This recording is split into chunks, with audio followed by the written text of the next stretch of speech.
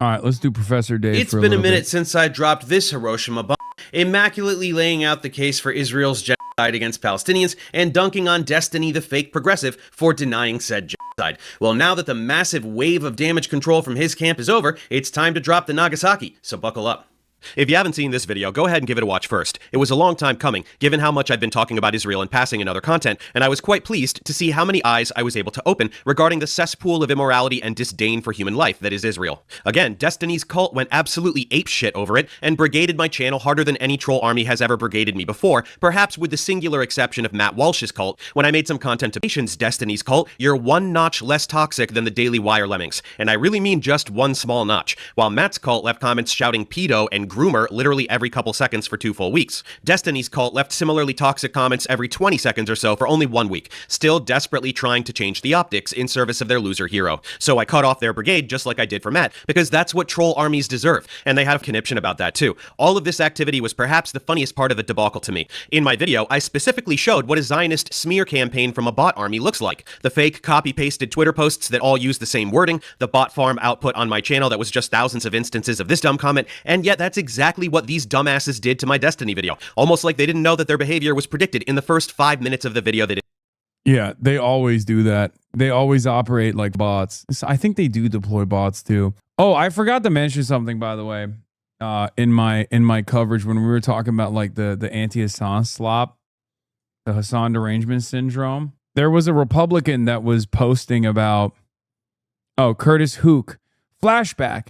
Here was a glowing, gushing, 100% positive profile of Hasan Piker from NBC News Now back on September 30th, 2024. Nothing about Jews, Islam, Israel. I said, yeah, this was before I started getting involved in Democratic Party primaries to get people who want to hold Israel accountable elected. Well, you might have heard of the streaming platform Twitch. It was once I think really it's interesting to do a blast from the past look at post-October 7 media coverage even before I became a significant threat. What changed? Half of those quotes that they're slamming on were from before these pieces. Is it because they just found out about those quotes? No, of course not. In some of these puff pieces, I literally address some of the quotes. Let's take a look. Watch people play video games like Fortnite.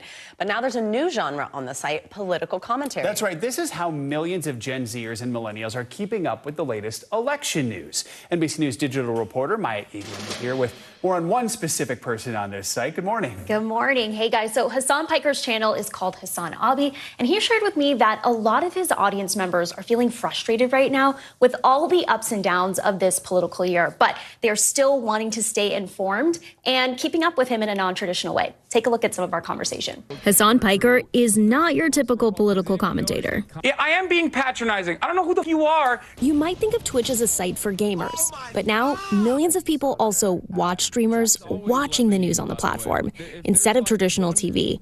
And 70% of those users under the age of 35. Hasan is the biggest political commentator on Twitch. Hasan's channel, HasanAbi, was the third most streamed channel globally on Twitch as of August 2024, drawing in over 114 million views and 2.7 million subscribers. This is before Asmongold became a political commentator, decided to grift. HasanAbi.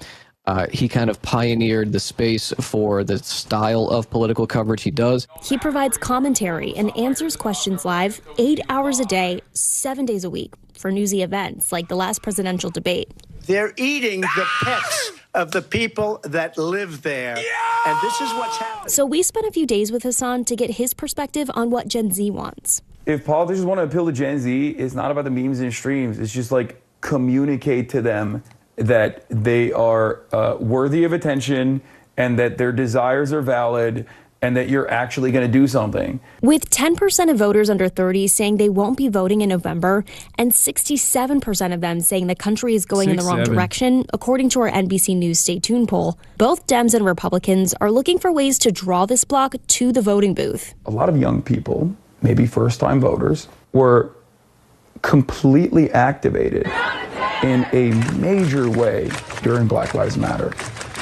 They were out in the streets, they were protesting, they did the activism, they did the voting, they voted for Joe Biden won, and then what happened? Nothing.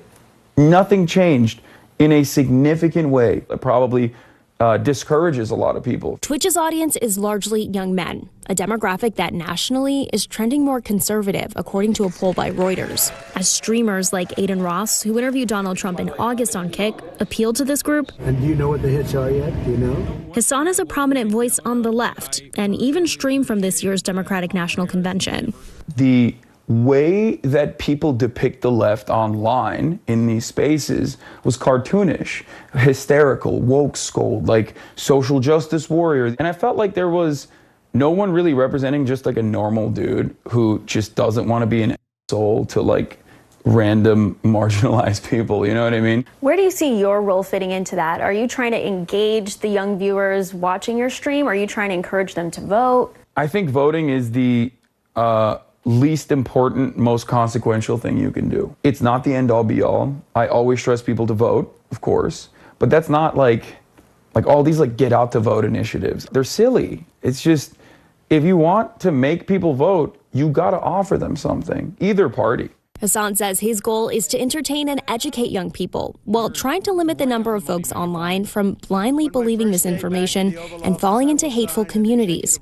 And he said Twitch has moved on from just gamer bros. There were a lot of diverse gamers from different backgrounds, but they were not necessarily being represented in terms of their politics. All these like center-right and centrist figures were basically leaning further and further in the right in their politics.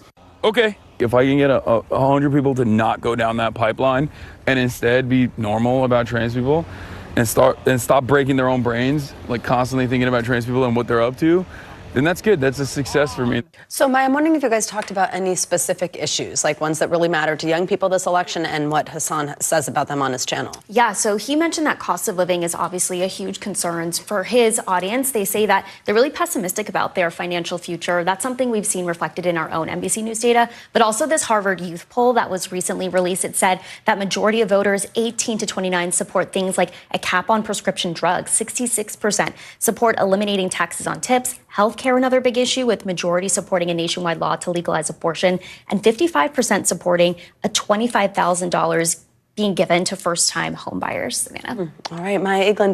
You really have been on a different path for a while. So much progress. Or this one. Tony O'Sullivan. This is Hasan Piker. This is my dog Kaya. I thought you legitimately were going to work out. I could do some weights. Yeah. Also from November 27, 2024. I actually only support aid to home buyers who open a small business in a disadvantaged community for 3 years. Dude, wait, Abdul again? 3,200. The one thing that always misses that the audience isn't an external is part of what a streamer is in line. Unlike traditional media, Hasan isn't just Hasan.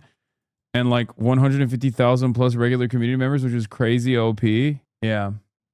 Megaphonics. Can I get my VIP back? Red names are invisible to me. Wow. You know, I did notice that I haven't been responding to Megaphonics as much because his VIP was taken away.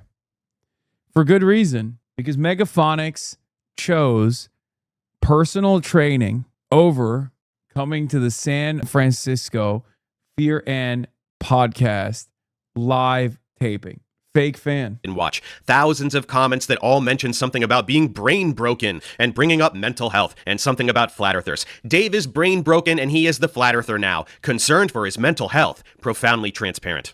This was of course happening on Reddit more than anywhere else with all the exact same language. Brain broken because he speaks out against genocide, totally not curated at all. And when they were deprived of their primary I genuinely think so many of my haters spend such a long period of time watching me, like hate watching me, that they end up adopting my terminology. I feel like I haven't really heard other people say brain broken as much as I do. And I truly believe that a big part of this hate brigade is constantly hate watching so much that they start talking like me. Tactic, swarming a comment section with copy-paste spam comments to try and change the narrative. They had a complete meltdown. Also, they repeat the same points and then engage in the active projection, of course. That's also awesome. Always and forever. This despite the fact that Destiny's cult actively encourages him to block people and delete their comments, and they even do it on his behalf. Check this shit out. Destiny's IG comments are being flooded. We need to step up. It's gotta be stupid Hasan Piker, and we need to do something. Just delete the comments we don't like. Someone pull a double shift of deleting comments for me. Come on, warriors. And just blatantly talking about how curating comment sections for optics is the only thing that matters to them. Unreal. This is why completely erasing these loser hypocrites. Destiny literally called on his audience to report this video to YouTube them out. They're such fucking insane people, dude. They're like little cyber terrorists. They're so perfect for the Hasbara operation, honestly. And then they have the audacity to claim I fucking brigade shit when I'm too busy with real politics, okay? Their only output is doing this, brigading YouTube videos and like mass harassing commenters that have hurt Destiny's feelings. Is, you know, he's such a goddamn narcissist that anyone who has ever slighted him become the #1 op. All they do is just brigade shit all day, every day. It's one of the most insane things I've ever seen. Is the only correct course of action. Letting them poison the optics is no good. If I combat their lies individually, I'm unhinged and crashing out. So instead, complete erasure is the obvious consequence, and they whine about that even though they specifically encourage it from their dear leader. Besides the meltdown from Destiny's cult, Destiny made a pathetic attempt at reacting to my video, where he basically just sat there either laughing and saying nothing, or skipping ahead frantically as I outlined the case for genocide he is ideologically bound to denying, like a young earth creationist listening to a geology lecture. That was expected, of course, but the big surprise was Travis over at Pangburn having a total meltdown, making something like 50 hours of content about my one video, becoming progressively more and more unhinged as he went. Just take a look at the run times of these reaction videos, as well as the titles of the more recent ones. In fact, that's part of the reason for the delay in making this follow-up video. I had to wrap up my incredibly extensive Fauci video, and then I had a short family vacation, but I also just had to let this wave of damage control wrap up simply to maximize the comedic impact of this video. I mean, truly, this guy is off his fucking rocker. In case you don't know who Pangburn is, he hosted my vaccine debate where Dan Wilson and I humiliated Pierre Corey and Steve Kirsch. He also platforms Destiny regularly through his anti-Trump tour. In fact, Destiny seems to be the only way this guy makes money these days, which would explain why he would expose himself by coming to Destiny's defense, especially after some previous scandals he's had that we will outline later in the video. But the mask-off, full-blown genocide denial from him was definitely unexpected. Anyway, we're gonna go through Destiny's train wreck of a response, followed by select highlights from Pangburn's marathon damage control session, since it's absolutely hilarious. And for the cherry on top, we're going to go way, way deeper into Destiny's bizarre sexcapades involving minors and violation of consent, because if his cult went this ape shit from my first video, why not give them a fucking nervous breakdown? Hornet's nest, remember? Okay, let's get started by looking at Destiny's response. But which one? There are several. Every time Professor Dave lied in his hit piece. Was it really a hit piece, since for the vast majority of it I was talking about Israel's genocide and not him? That seems dishonest. Destiny reacts to Professor Dave's takedown video. WTF is this? This is me exposing you as a genocide denier. Oh, and then the damage control from the fans. Coward. Deranged hit piece. He's hiding and scared. I think he's the perfect YouTuber to deal with this guy's madness, by the way. I didn't know anything about Professor Dave until this back and forth. I am so glad that this dude is an anti-Zionist, that he cares about genocide, especially at a time when so many fucking YouTubers demonstrate cowardice with regular frequency because all they care about is their bag.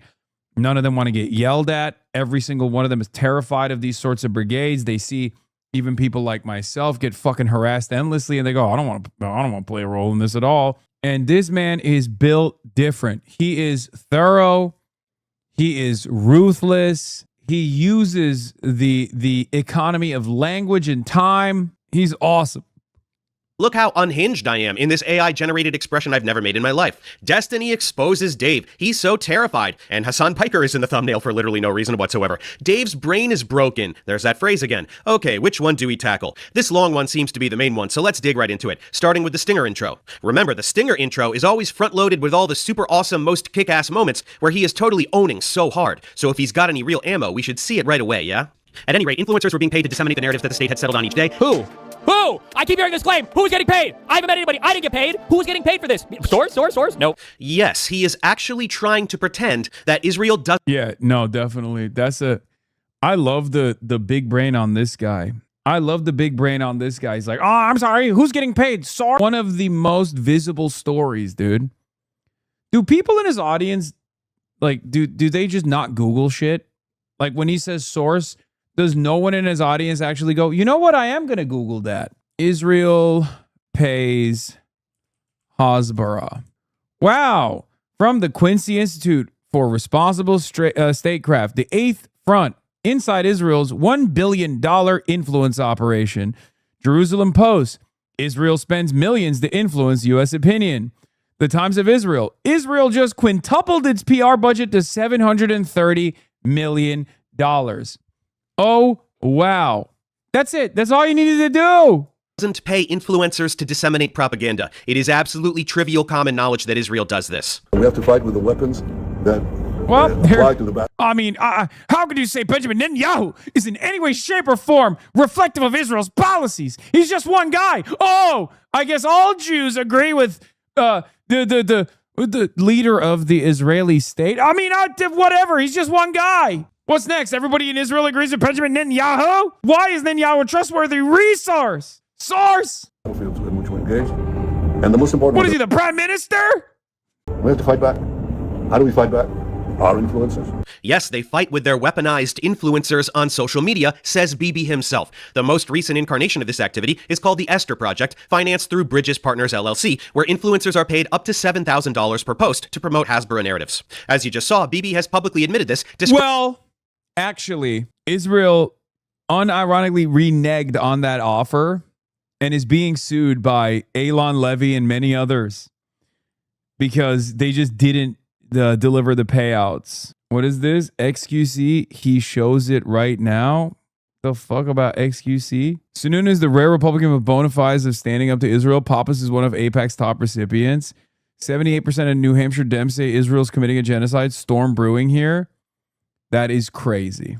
Describing social media as the most important weapon, acknowledging that it's the reason they arranged for a Zionist takeover of TikTok, which we talked about in the other video. This has been going on well before October 7th, so you bet your ass it was happening with the greatest intensity immediately after October 7th, since that was the most crucial period for manufacturing consent from the American public for a pre-planned genocide America would be funding. Just 3 days after October 7th, Israel launched an initiative to recruit social media influencers in the United States to defend Israel. A spokesperson said, "Fighting on social networks and influencing international public opinion is critical during wartime. The world must understand that Israel's struggle is one of light against darkness, a life-loving culture versus lowly terrorists." It's obvious why Israel needs propaganda. The only way to have a country based on legalized racial supremacy is through propaganda, like Nazi Germany and Jim Crow apartheid had, that twists the reality of the situation. And Israel actually has its own word for propaganda, which is Hasbara, which translates to explain in Hebrew. In the weeks following October 7th, Israel already had a lot to explain.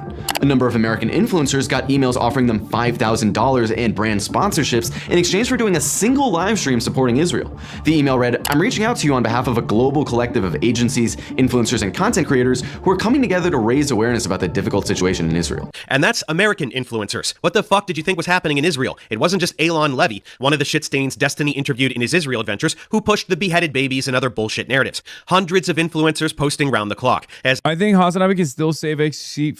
Fuck no. Dude, XQC is so far down the resentment rabbit hole that I could literally, like, I could talk about how fucking Kick is awesome and I love crypto gambling streams, and he would drop it. He would be like, "Oh, dude." He straight up fucking hates my ass. Okay? Straight up. I can't save XQC. Maybe therapy could. He despises me so much. Yeah, I could save his life doing CPR and he would still fucking hate me. He'd be like, "Nope. Let me die, dude." I mentioned in my previous video, I heavily regret not documenting this period with extensive screenshots of all the Hasbara frauds and my efforts in exposing them. I recall that Hen Mazig was one. He's been posting pro-Israel propaganda all day, every day for years. Ella Keenan was another. She was the one who tried to smear me on LinkedIn, pretending to have been a viewer of mine who anti-Semitism, the typical copy-paste script, which again, I should have documented. She flat out identifies as a digital marketing professional and content creator, spearheading a diplomacy impact effort, utilizing tens of thousands of social media users. In other words, since October 7th, she has been paid by Israel to organize and disseminate propaganda on social media full-time. She came up with the Hamas is ISIS bullshit that was blasted all over the internet and on my channel, since brand name recognition is important for getting Americans to hate random brown people. Hear it from her if you like. What we do is, let's call it digital assets that serve the Jewish people in a more strategic manner. We got to close to 3 billion views since the beginning of the war, completely organic. We work with communities of over 60,000 people around the world that make our content viral, but also help us report anti-Semitic rhetoric and fake news, and therefore take it down, and other actions that do serve the narrative. Israelis and Jews in general, we tend to respond rather than to set the agenda and initiate. They say genocide, we explain why it's not a genocide. They say apartheid, we explain why it's not, right?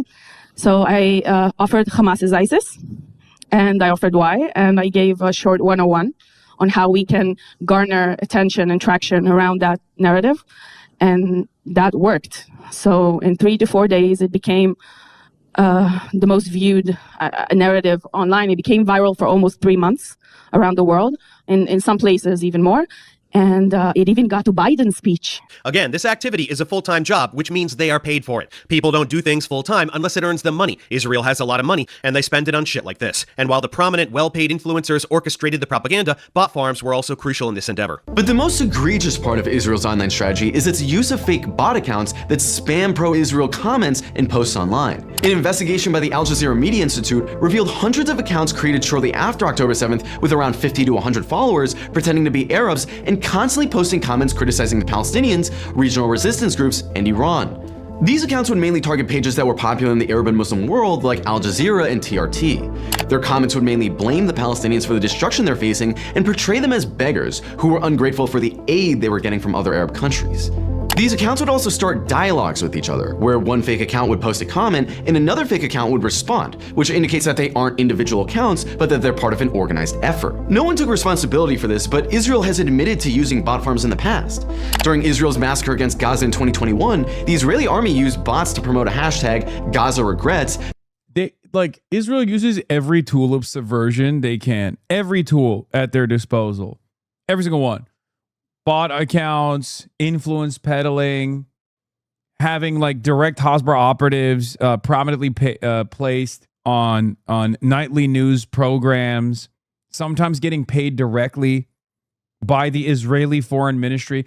Scott Jennings works for Salem Media. Okay, Scott Jennings, who is trying to become the next White House press secretary. That's Scott Jennings, who slandered me. Scott Jennings is directly paid by way of Salem Media through Brad Parscale by the Israeli Foreign Ministry. It's crazy. That's crazy.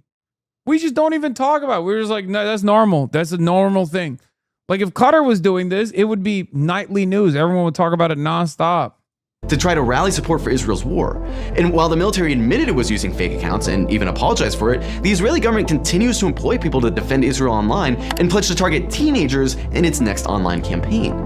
And yet, despite all of this effort, public opinion of Israel is so firmly in the fucking toilet that Israel has quintupled down on this strategy and has approved an astronomical record budget of $730 million for Hasbara in 2026. Nearly $1 billion courtesy of Havas Media Group to convince people on social media that Israel isn't doing genocide. So I'm sorry, Destiny, you're either lying about not getting a slice of that, or you're a clueless asshat with no fucking idea what's happening, since Israel has been paying influencers unthinkable sums of money for many, many years. You might just be the only moron shilling for Israel for free purely to spite Hasan, which is mind-blowing. Fucking hell, that was only the first 10 seconds. What could possibly be next? They watched their lands being usurped and given to settlers. The bullshit map. The map. Not the map. Not the map. Hassanbara. Not the map that illustrates how well over half of Palestine was taken. Most of what they were left with has been slowly stolen from them through settlements that are illegal under international law. How dare I use a map to illustrate apartheid and ethnic cleansing? Great rebuttal. Oh yeah, I promised some other dirt on this guy. As if the genocide denial wasn't enough, here's a few other tips. Whoa! Can we... Pedophile. Let's go! Here he is advocating for white nationalists murdering BLM pro- Oh yeah! The greatest hits! IMAX it up. Let's go! Yes, the greatest hits, also known as a long list of absolutely heinous and disgusting shit you've said. Glad to see you're as amused by it as we are. And thus ends the stinger intro. Packed to the brim with ponage, as you can see. Yes, that really was all he could scrape together to front load this fucking train wreck. But let's comb through the rest to really drive home how pathetic this was. I think this guy got big mad that I called him anti-Semitic. Which, the video that he made criticizing that Avi Loeb dude, he absolutely was fucking weird as fuck. No, my videos exposing Avi Loeb are not anti-Semitic. He's just on the anti-Zionism equals anti-Semitism train that I demolished in my video he's about to react to. So let's see how he handles that when he gets there. Whether he is being paid by Israel or is genuinely just dumb enough to have fallen for Israeli propaganda and is in too deep now to admit it, I can't say. But he recently decided to poke the hornet's nest by doing a particularly slanderous live stream about me, accusing me of being a Jew. Slanderous? Hating neo-Nazi. It's called Professor Dave Goes... okay, I don't think I ever accused him of being a neo-Nazi. I'm just pointing out that the rhetoric he's using is neo-Nazi rhetoric. The deception and self-victimization are like the two big tenets of like neo-Nazi criticism. But I don't think he's a neo-Nazi. I think he's a fucking tanky. Or I don't even think he's a tanky, actually. He's just mind-fucked on Israel-Palestine. Like the entire fucking United States is, I guess, or the world is. I'm a tanky now. Yes, I'm constantly glazing Stalin, or whatever the fuck tanky even means. You really just talk completely out of your ass at all times, huh? Anyway, yeah, you said I used Nazi rhetoric, which is essentially calling me a Nazi, even though pointing out how... These guys are... They do this all the time where... Like anyone, Ethan Klein does this as well. He'll call anyone and everyone a snarker. Okay, like anyone that opposes them, oh, they must be a snarker. I guess you could say that about me as well, where I'll say, oh, well, they must be a Israel defender. The problem is, everyone that opposes me has defended Israel at some point. That's it. There are those who are not Zionists. There are those who are maybe duped by the barrage of negative media coverage, but by and large, whenever, you know, prominent politicians come out and do this like wave of disavowals, they're all AIPAC back. Israel lies and plays the victim is just acknowledging reality. Yeah, I got ops in every flavor, I guess, so it's a little bit different. So sometimes it's ultras, sometimes it's Zionists, sometimes it's sex pestiny cultists. Like a fucking adult. And your thumbnail implied that I hate all Jews, which was kind of the main thing with the Nazis. So you were calling me a Nazi, which is slander, and that is why I decided to expose you as a worthless Zionist piece of shit. You brought this on yourself. Remember that. Most of what you're hearing about Hamas is fabricated, and whatever isn't doesn't amount to 0.1% of what Israel has done to Palestine over the past 75 years. Get your priorities straight. They're under a military occupation. The radicalization is Israel's fault. Ha! Minimize non-combatant casualties? Holy fuck, you are naive. Israel routinely does what Hamas did. They did it today. Who's talking about it? Fucking nobody. Pre-planned evil? They have a military occupation of Palestine. Just stop being ridiculous. This is October 10th. This guy is fucking unhinged. I don't know how many fucking tweets I've archived here, but holy shit. Yeah, this is a section where he just reads old tweets of mine that Canary Mission captured in a cartoonish, angry voice and doesn't even attempt to respond to them. It's really pathetic. Yeah, also, he's right. Like, what is this? Is this what amounts to like the brilliant mind of Mr. Debate? He just fucking reads tweets angrily without opposing them. He's just signaling that he opposes it. There's no information in them at all. Ethan literally said you were engaging in Islamo-communism law. Oh my God, that's awesome. He has lost his fucking mind. I mean, he had lost his mind a long time ago. This is what's left of him. This is what you and Mike did to him. Bro, I didn't do this to him. He did this to himself. I just stopped talking about him for 7 years until he decided to become the #1 Hasbara merchant. That's it. He started peddling Hasbara non-fucking stop. And that's when I started talking about him again, because I was like, this person is like presenting himself as a liberal, but also pro-genocide. That's unacceptable. Israel does spread propaganda about Hamas. The few hundred people they killed on October 7th don't even remotely hold a candle to the tens of thousands Israel slaughtered prior, or the hundreds of thousands since. And they are indeed the product of an extended brutal military occupation, which has specifically been funded and supported by Netanyahu since their inception. People who are brutally oppressed and subjugated for decades become radicalized against their oppressors. It's not that weird. Then for the next one, it's obviously me pushing back on some paid Hasbara operative lying to the whole internet about how Israel does everything it can to minimize civilian casualties, when in fact Israel specifically targets civilians at all times. This was during the first blatant carpet bombing campaign early in the genocide, when they were just destroying entire city blocks with zero regard for who they killed, because I already knew back then that this was what they had in mind, which is easily confirmed by looking at the sea of rubble that is Gaza today. Glad to see that Destiny has intelligent responses to these obvious facts and isn't just humiliating himself with empty pageantry. But as long as we're looking at old tweets, since he seems to think that mine are so unhinged and indefensible, maybe we should play a quick round of defend that tweet, don't you think? I just defended these two quite easily. Now it's Destiny's turn. Okay, so this user named Babygirl said to Steven, ignoring a safe word and not stopping when someone asks is ignoring consent and is rape. Go fuck yourself. Wow, it sounds like Destiny was implying that if you're having sex with someone and they ask you to stop, you totally don't have to, and it's not rape to continue fucking them while they scream no repeatedly. That's pretty messed up, but hang on, maybe she misunderstood him. I bet he's gonna reply and clear everything up. Kill yourself, you fucking cunt. I hope you get raped with a fucking shovel until you bleed out your fucking vag and die holy. Wow, Steven, that's pretty graphic and uncalled for. But since I had a chance to explain my... This guy had the audacity to use a clip out of context to make it seem like I'm in any way, shape, or form supportive of rape, by the way. And he still peddles that shit nonstop. This motherfucker has straight up actively said things like this over and over again. It still does to this day, by the way. Shannon Watts, that's your guy. That's your guy, Shannon Watts. That's your guy, Neera Tanden. Y'all like this guy, Bulwark? Bulwark, that's your man's.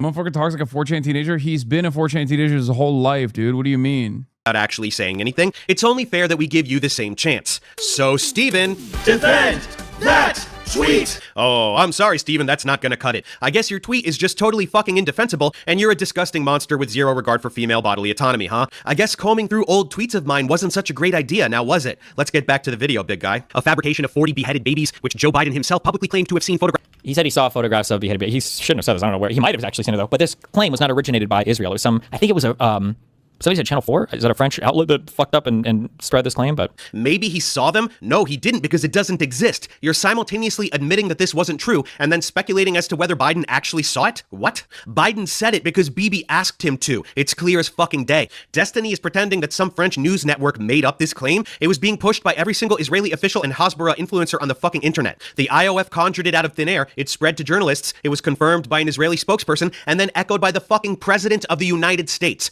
The president told Americans he saw pictures of 40 beheaded babies because Bibi told him to say it to help manufacture consent for genocide. This is not a little oopsie. This is manifesting anti-Arab sentiment to greenlight the slaughtering of Palestinians. Later, he admitted he didn't actually see it since nobody was going to let that shit slide, but the damage of the initial claim had been done. This is how propaganda works. Anyone diminishing this should not be taken seriously ever. Endless claims of rape when in fact it is Israel that systematically rapes Palestinian prisoners in the most brutal manner imaginable. People don't talk about it much because nobody pushes these people because nobody actually cares. Also, I don't know why they say, I know why. It's not 75 years of occupation. It would be like 60 years, but whatever. People say that, fuck, I just mind fucking myself. Oh, they don't believe that any rapes happened on October 7th. Or if they did, it was like one or two bad apples. All of them are consistent on this position. There's never really pushed on much. What? I just brought up Israel's track record of persistent systematic sexual abuse as a method of torture. He made no comment on that, said that many people pushed back on the allegations of rape on October 7th, and then neither refuted that position nor condemned Israel's obsession with raping people. What a farce. A behind-the-scenes clip of a Lebanese short film used to claim that Palestinians were faking the war crimes against them, yielding the birth of the disgusting term Hollywood. Claims of immense networks of Hamas bases underneath hospitals to justify the bombing of every single hospital in Gaza, only to provide zero evidence of such bases after the fact, except a few planted guns. Everybody acknowledges this. Even Amnesty International. Everybody acknowledges that these are bases that are used or co-opted. Like Amnesty International in 2014 did big reports on Al-Shifa Hospital, for instance, being used by Hamas for torturing people and as a base of operations. And there's like tunnels underneath. It was a huge blow to UNRWA's credibility when they discovered another big like underground thing that was right next to like the entrance of the hospital in such a way that they obviously knew they were operating there. But it's so funny because this is the level of brain rot you have to be on to believe the attempts that Israel makes that are so bad. Like you have to just straight up be the #1 fan of Israel to look at like Israel's operations in terms of legitimizing the tunnel systems under hospitals narrative and shit like that, which by the way, even then it's not justification to bomb a hospital regardless. But like they didn't even do a good enough job. They didn't even lie to you adequately. They pointed to a fucking calendar and said, this is a terrorism list. And then everyone was like, dog, we speak Arabic. That's just a fucking calendar. What are you? And then on top of that, they were like, look at these tunnels. They have tunnels. It's Hamas tunnel. And we can't show you tunnel. We can't show you Hamas tunnel. Hold on. Look, here is gun in MRI room. This is gun for... Everybody acknowledges this? That's funny because no, they fucking don't, especially Amnesty International, who said the precise opposite of what you just claimed. You blew right past the ridiculous CGI video I showed of an incredibly elaborate system of tunnels and rooms filled with weapons and whatnot, as well as Israel's pathetic attempt to substantiate this claim upon raiding Al-Shifa. They could have filmed their entry live on body cams and shown everyone this elaborate terrorist base, no? Instead, they delayed for the better part of a day, and when they finally showed everyone what was inside, it was just a few guns they planted next to an MRI machine and a list of terrorists that was really a calendar. That's all. They released a video showing a tunnel and 2 small rooms, which could have been fucking anything. Zero evidence of terrorist activity. Amnesty International, along with anyone else possessing a fully functional brain, specifically said that they have seen no credible evidence to support the claim that Al-Shifa housed a military command center. The New York Times said the same, despite often shilling for Israel. Lies are all you have, Stephen. Several hours after entering, and a list of terrorists that was really a calendar. A tidal wave of lies in the form of social media activity that was viewed by many millions of people. Endless dehumanizing rhetoric to garnish... People say this. Where the fuck was the mountain of Israeli propaganda after October 7th? It was exclusively It was exclusively Pali slop. And you can tell this too, because these people, by the way, today, people like Professor Dave or Hasan will still tell you that big hospital bombing on like the 13th or whatever, that was an Israeli JDAM that hit a hospital and killed 500 people. It was like a Palestinian Islamic Jihad like rocket misfire that maybe I think like hurt like 30 or 40 people or whatever. Like it was not a fucking missile. What the fuck are you rambling about? Israel has bombed every single hospital in Gaza. 90% are completely non-operational. Just a couple are operating with highly limited capacity. This moron is whining about who bombed one of the hospitals, as if to say that Israel doesn't bomb hospitals. They've bombed every single hospital in Gaza. Every single one. They also specifically targeted and slaughtered doctors. Pally slop my ass. You know, horrible, vile anti-Semites like Miss Rachel, the children's content creator who scandalously requested on social media that Israel stop bombing children, and who can be found singing songs with Palestinian double amputee toddlers. How dare she humanize children who have had their legs children, and who can be found singing songs with Palestinian double amputee toddlers. How dare she humanize children who have had their legs blown off by inhuman monsters. As part of these smear attempts, founder of Stop Anti-Semitism, Leora Rez, and other wastes of human life. I'm explaining how Ms. Rachel qualified as Anti-Semite of the Week for requesting that Israel stop bombing children and singing songs with Palestinian double amputee toddlers. His response is to smile like a creep and mutter dude under his breath, or whatever the fuck he said. This is the whole video. We're going to talk a lot about how awful Israel is. Truly, they are the most potent force of pure evil in the world since the Nazis. Jesus Christ! The less that Destiny has to say, the higher in pitch he goes. Yes, the Nazis exterminated Jews, and Zionists exterminate Palestinians. The disregard for human life is identical. Shouting Jesus Christ sarcastically is not a refutation of this obvious fact. A lot of these things are like half-truths or like crazy people that are bring. I think that Yoav Gallant thing, I think I've looked it up before. I think he was explicitly referring to Hamas when they were going into fight, though. This was said like, I think within a week or two, I think after. Isn't this also projection? Like, don't the sex pestiny cultists constantly say, I never refute people's claims? I just go, dude, and I just yell or something. I'd certainly offer a lot more response towards claims being made, erroneous claims being made by people in my opposition than whatever the fuck this guy's doing. I didn't realize so much of this was just pure posturing. It's actually, I just noticed that I don't really watch any long Destiny videos at all. Like I simply see clips every now and then when he says something like super unhinged, like how he doesn't know if he would vote for AOC over JD Vance, like that. Why would you? That's true. I think I watch more Asmongold videos than I do Destiny, honestly. Kind of funny when you think about it. The war began, because I think that quote made it into the I guess it makes sense because he is utterly irrelevant case that they brought against Israel for the genocide prevention stuff. And I feel like I looked into the source of that quote, and I think a few of them that they'll say they're talking about all Palestinians, but they're referring to Hamas. Nope, they're talking about Palestinians, always. I showed so many clips and statements where genocidal intent towards all Palestinians is explicitly expressed. Nuh-uh is not an argument. Pretty fucked up, huh? A chuckle and a grin is your response to Israeli Karens chanting about wanting to burn villages down while jazzercising or whatever the fuck this is. Great contribution. A lawmaker from the far-right Otzma Yehudit party told the Knesset on Wednesday that there are no innocent civilians, no innocent children in Jenin, I think they might call this. Okay, so that's a fairly unhinged quote, but like this is like a... It's also really funny because they'll dagger certain points that he identifies over and over again, and they'll run into the ground. Like one of the most common ones is like, I know what the Western Wall is, but I don't know it's, or said at the time, I didn't know what its like religious significance is, right? And they clip that and they run it all the time to be like, he doesn't know what he's talking about. And it's so funny because I'm like, yeah, I didn't know at the time what its fucking religious significance was. I don't give a shit. It's fine. They're like, how could you say you know anything about Israel? It's like, I know a lot more than all of you motherfuckers do about the history of the conflict. And the current political formations in Israel, where Israel is headed politically. This Jenin is known as a place that you shouldn't go because you'll probably get fucking killed. Like even our Palestinian tour guide that was willing to take us to Nablus wouldn't take us to Jenin. That's like, I'm not saying that that's an acceptable quote, but that's like I think a seat is like one of the most like, you're gonna get fucking rocked if you go to this place. This is a psychotic thing to defending Otzma Yehudit is wild, by the way. Jewish Power Party. Well, these Klansmen might be completely correct about going to Jacksonville, you know what I mean? These Klansmen might, well, when you think about it, this black neighborhood is very scary, and the White Power Party says so, and I guess technically they're right. That's the equivalent of what he is saying. That's what Otzma Yehudit is. It's the Jewish Power Party. It's bad to say that what a miserable life you live, Loss, is killer sales guy, buddy. Let me tell you something, okay?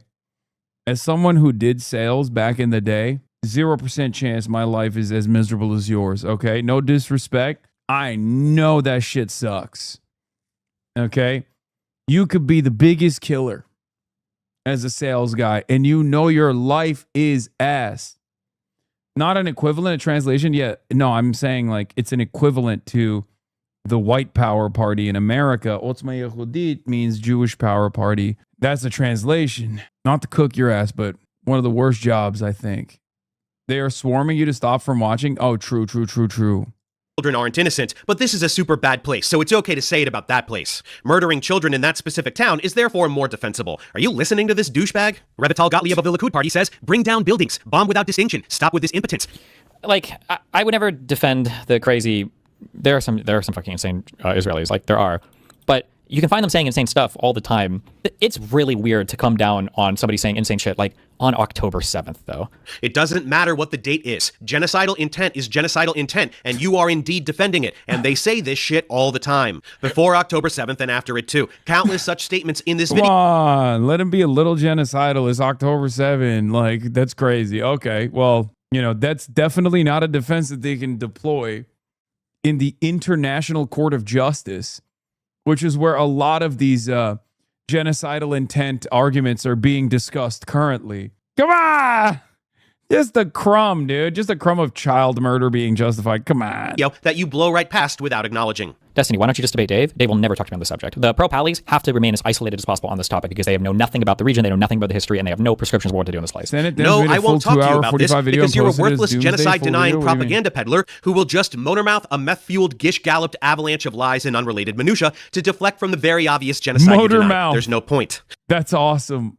Dude, motor-mouth is excellent. Bars. Motormouth is I know bars, plenty about baby. the region and its history. That's how I know about the decades of occupation and apartheid that this genocide is a continuation of. That's how I knew on October 7th that it was the beginning of ethnic cleansing and land acquisition, not a war against terrorists. That's why I was booted from Twitter. And sorry, no prescription? You mean like I don't know what should be done in the region? Just like all these idiot trolls shout at anyone who exposes Israel's genocide? Of course I do. Everyone with a brain and a conscience knows. Dismantle the state of Israel. Remove all Zionists from any position of power. Call the region Palestine, and everyone there can live under a new governing body with equal rights. End apartheid. End occupation. It's not that fucking hard to wrap your head around. Too bad having a brain and a conscience doesn't come along with the political power to do anything about it, right, dumbass? Israeli politician Moshe Feiglin states outright that Hamas is not the enemy. It's every child in Gaza. Every child. Toddlers. Babies. Babies are terrorists. Anyone who would say this is a sadistic monster.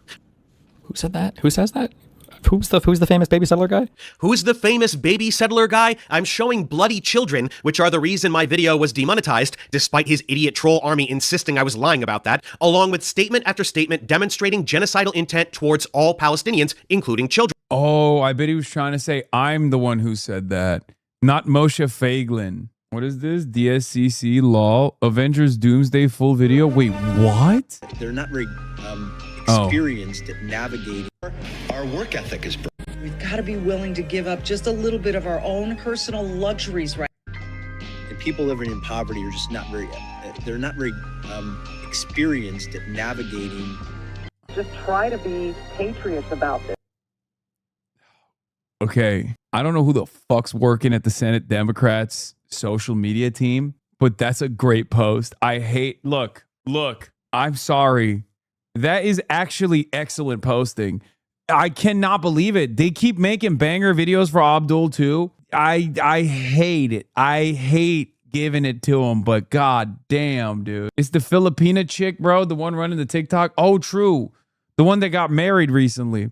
And I only know this because they were calling her a virgin, I think. They were like, oh, you're an ugly virgin. And she was like, I'm actually getting married tomorrow. Shout out to my Swagapinos. Why do you know that?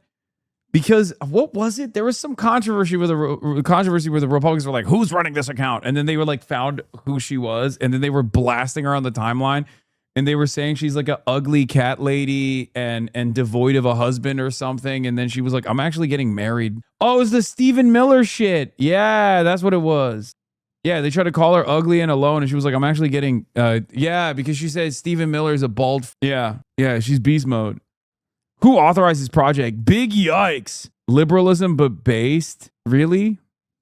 Your name is Liberalism but based F. Kennedy, and you said big yikes? It's the same length as Dr. Dave, yeah. And his response is to bring up some random thing that Hasan Piker said once, that his camp will forever quote out of context to demonize him. Who takes this douchebag seriously? He is deflecting from Israel, explicitly stating that they want to murder children, and images of injured children as a stand-in for videos of murdered children I couldn't show without risking my entire channel being deactivated. Again, archivegenocide.com exists for anyone with the courage to see for themselves what's been going on in Gaza. Children are being murdered, and Destiny's response is to lie about Hasan Piker. Astounding. They openly announced that they intend to commit genocide, not just random nut jobs on social media. Israeli officials, legislators, military personnel, decision makers, they all state this openly, the desire to completely wipe out the Palestinian population. Take a second and read this crap. This is a drop in the bucket. You listen to any of these assholes for long enough, you get some shit like this about human animals, or Amalek, who their God commanded them to destroy in the Torah. Stevie, I was telling you, specifically, to pause and read those statements. That's the very... Egg Boy coming after your stands now?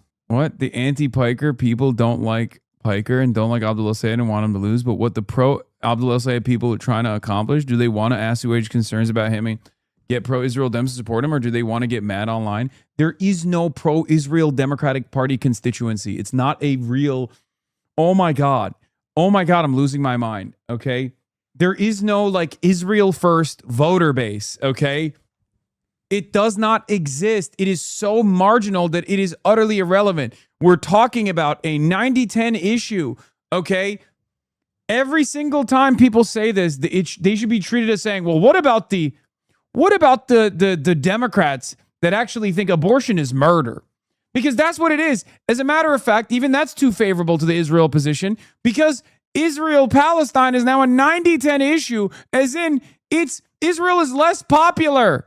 Israel is the pro-Israel position in the Democratic Party constituency is less popular than abortion restrictions. What the fuck? It blows my mind. You got like in Michigan, you got like 80% of Michiganders being like Israel committed a genocide. You got like 69% of Michiganders who are saying we got to do an embargo on Israel. And these guys are still like, no, I don't know. What about the pro-Israel Democrats? What? I would say two different things. One, Israel was not a major factor in the election. There wasn't any genocide. Yeah, okay. He's not a Democrat. He is irrelevant. It's Matt Iglesias. He doesn't live in Michigan. He's irrelevant, okay? I like that you said, well, there's one guy. There's one pro-Israel Democrat. Since then, Matt Iglesias has basically waved the white flag on the issue, by the way. He literally urges Democrats to come on my stream and to shit on Israel just so they can, I don't know, push for like a deregulatory agenda or something or whatever the fuck he cares about. You understand? Kind of impressed with this one. We have too much democracy. We have too little discrimination. The idea that we need absolute deference to mass opinion on technical questions of utility regulation, but no compromise with the electorate on who plays girls' volleyball team is a really perverse way of talking about politics or thinking about politics. That's awesome. Am I crazy, or was Matt full-on conservative pre-Trump? I mean, he's a windsock. You can't identify his position. He's just a mercenary. He will defend... He's got like kooky ideas that he actually does lean into, that he does believe, like the 1 billion Americans idea. But outside of that, he's just whatever people pay him to be. And the reason I say this is dumb is because I've gotten more pussy than dudes who have cars. The car isn't what gets you laid. It's sad he thinks that. That's probably a bot, guys.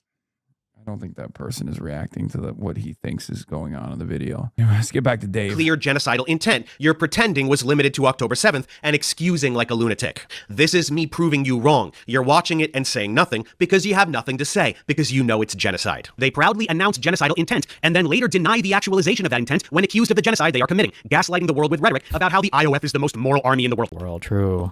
That they are actual terrorists. Yes, I explained how Israel gaslights everyone, and his response is to sarcastically repeat what I said. And this dumbass wants to debate people? Do you like Palestinian children? Yes. Does it make you feel good when you a hospital? Really? Yes. You guys children. What are these videos?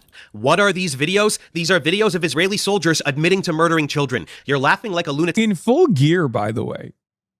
Like, oh man, Israeli OPSEC. Hey, Destiny knows all about Israeli OPSEC, remember?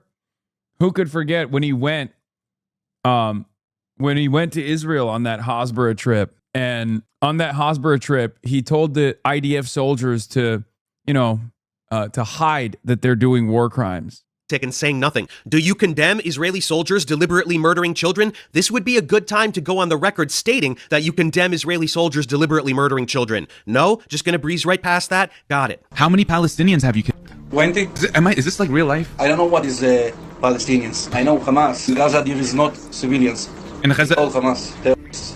In Gaza, there's no civilians, they're all Hamas? Is that what you just said? Yeah. Okay. So the 1 million kids in Gaza, they're Hamas? Yeah. What kind? Oh God, and he's got this fucking lunatic on, of course. Hello. Hello, you. I can't believe how much you guys included laundered this fucking lunatic's reputation here. Oh. Yeah, Destiny couldn't believe that the videos I showed were real, so he went to look for more on his own. He found one where a soldier explicitly states that all 1 million children in Gaza are terrorists, and therefore are fair game to be killed. Instead of condemning that, his response is to switch to another video and whine about how much he hates Bassem Youssef, since he speaks out against genocide. Steven, you really should have watched my video in advance and planned out what to say, because this is really exposing you quite badly. Countless children in Gaza have been targeted and executed by snipers. There are so many accounts from both local and international doctors who received child after child with a single precise bullet wound to the head. Again, soldiers state outright that they intentionally murder children and that they're specifically ordered to do it, while officials continue to put on a show and act offended when it is suggested that soldiers do the things they openly admit they are doing. This is the definition of gaslighting. And how do Israeli soldiers and officials justify this grotesque behavior? Naturally, they have divine permission for it. They state this openly all the time as well. They are the chosen people, so they can do whatever they want. They say Israel is allowed to ignore the directives of international law in any field it desires. Yes, I explained how Israeli snipers shoot children in the head. No response from him. Then I pivot into the chosen people rhetoric that they use to justify committing genocide. That got a chuckle out of him and nothing more, since this specifically dismantles any attempt at demonizing people for pointing out the chosen people rhetoric that they objectively do use. What would it take to change your opinion on this? I don't know. It's difficult to engage with questions that are that fucking retarded.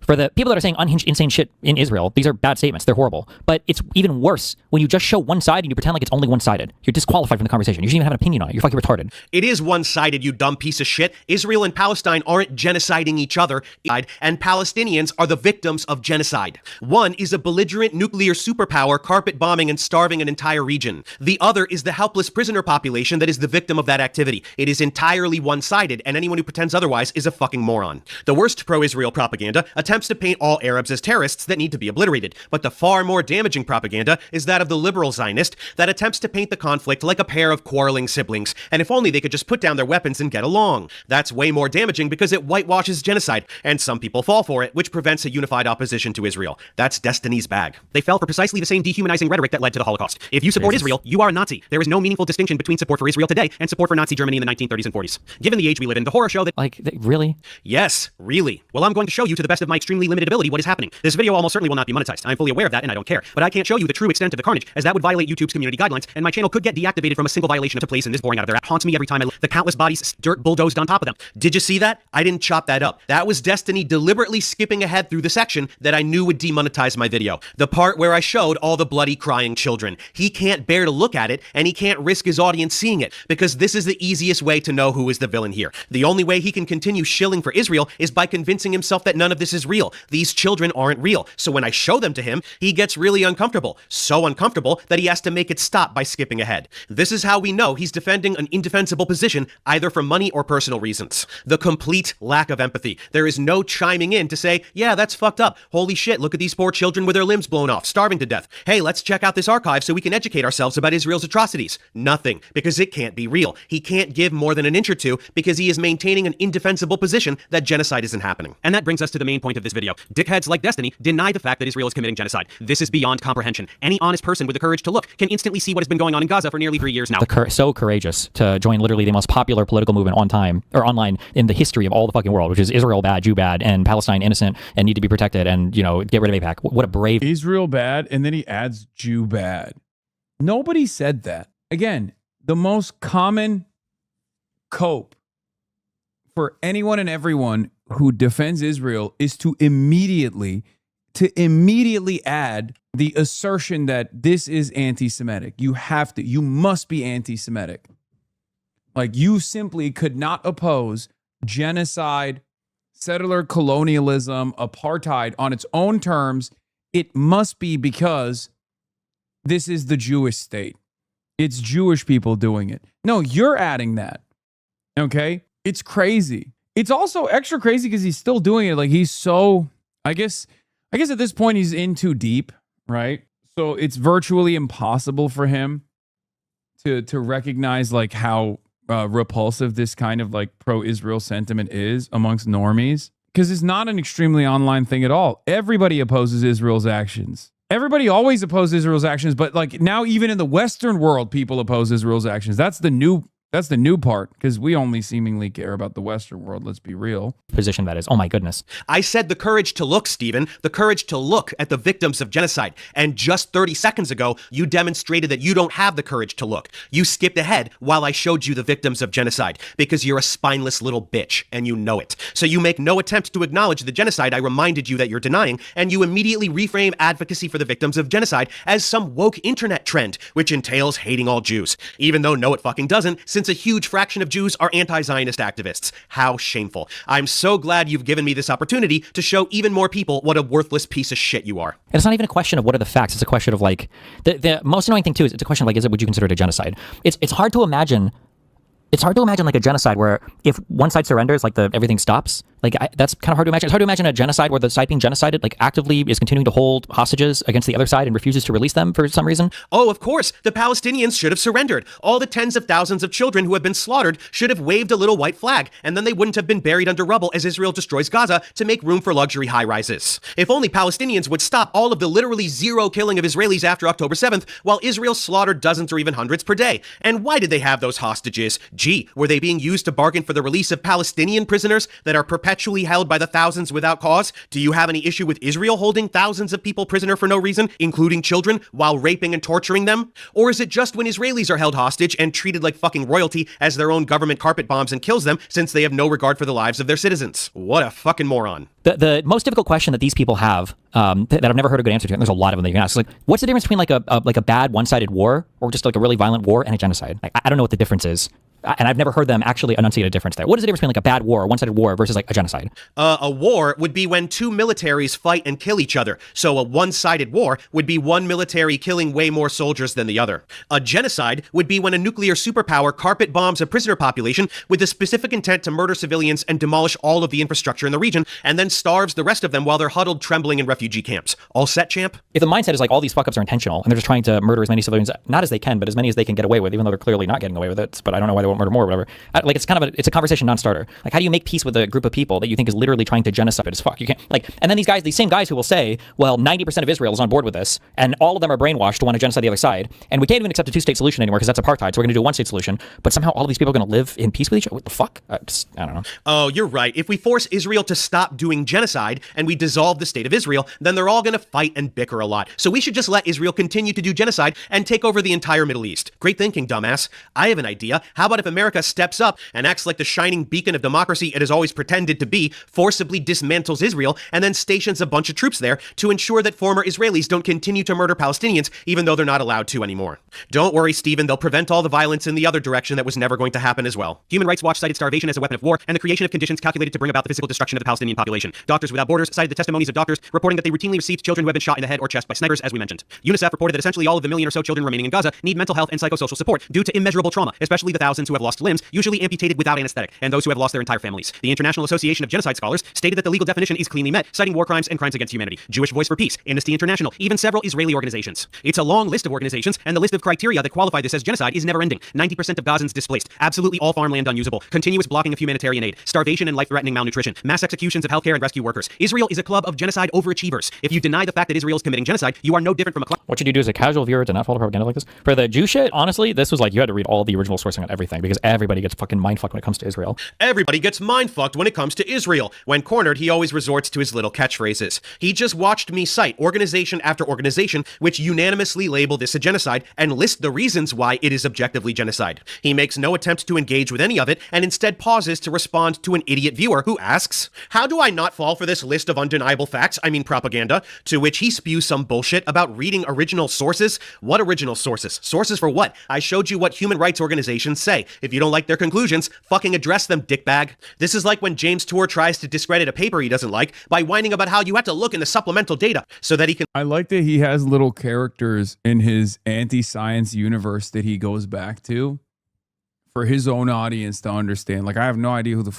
I don't know who this guy is. About what the supplemental data says to pretend he can discard the whole paper. Pathetic. But more importantly, there objectively is no... He's cooking them, but also Professor Dave style, you know? He's slapping him around and then also pulling in intra-community memes. ...decision whatsoever to the destruction in Gaza. More than 78% of Gazan infrastructure has been demolished by relentless carpet bombing. I think that number that he's referring to, I think was in like the first year of the war. It's like 78% has some damage, not necessarily like completely destroyed or whatever, but I don't know what their number stands at now. Basic logic would say that it's much higher now then, right, dumbass? Unless you think that Gazans are actually undergoing construction projects while they're being bombed and starved to death. Gaza is an unlivable hellhole. Everyone is living in tents and barely surviving. That's genocide. What is it about the Israel-Palestine conflict that breaks the minds of people? It's just, it's got enough for everybody to have like a strong opinion about it. What about this genocide that breaks the minds of people?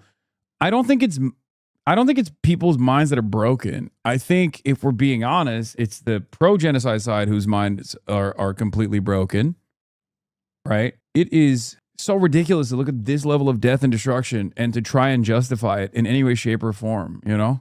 I see Western world versus non-Western world, Jew versus Arab, brown versus white, imperialism, colonialism, America, foreign involvement. There's just like everything, occupier. There's like every possible thing that you could ever care about can be represented in Israel-Palestine. No, dipshit. What breaks people's brains is that it's absolutely unthinkable that any human could be as evil as Israeli officials and soldiers. The shit they do to Palestinians genuinely destroys a person's ability to have faith in humanity. It's specifically Holocaust levels of disdain for human life. That's how evil Israel is. Listing a bunch of categories isn't an argument. Yes, this genocide represents belligerent Western imperialism destroying indigenous populations, a thing that shouldn't be happening in the 21st century. Holy fuck, your audience is so brainwashed, it's astounding. You didn't address carpet bombing. Was there actually any? No, but I mean, like, there clearly isn't. Like, you can look at the death numbers. Like, as horrible as it might sound to say, like, if this was indiscriminate bombing, you would have expected to see way more people die.